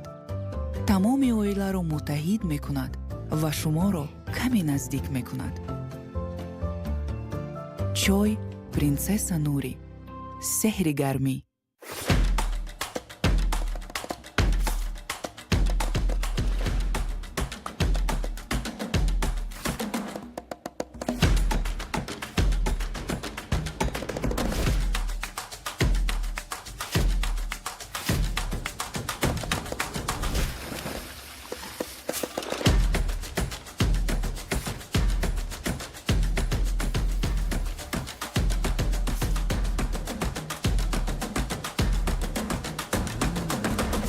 акома ҳасиб дар ҳама лаҳзаҳои ҳаёт.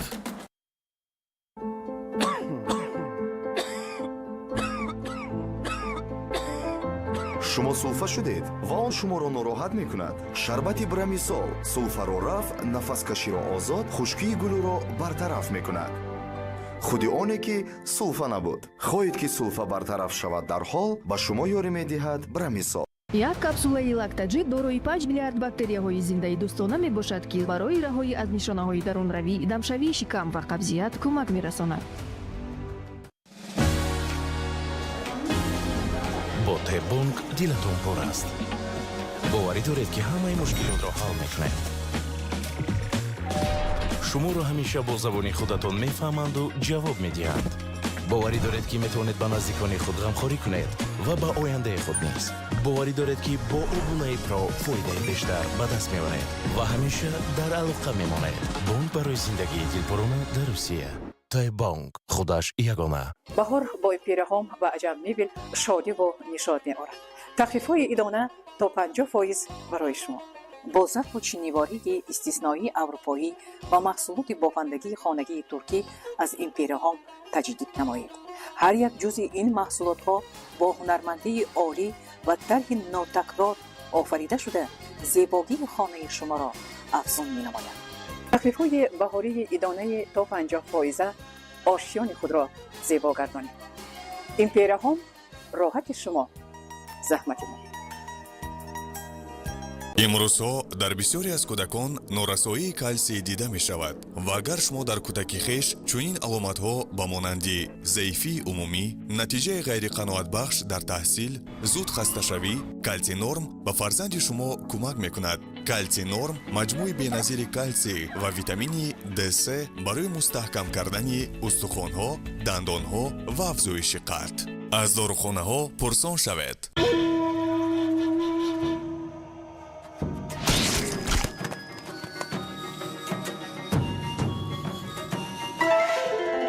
оё дард ба наздикони шумо нороҳатӣ эҷод мекунад?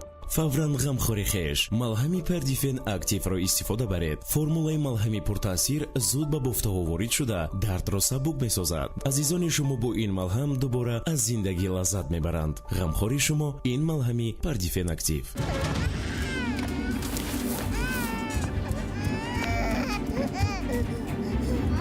Ни одной маме не будет спокойно, когда плохо ее ребенку. Пардифен Kids можно применять с 6 месяцев. Он помогает при температуре, а еще он снимает боль, даже зубную. Пардифен Kids. Ребенку не больно, и мама спокойна. Продукция компании Vega Farm.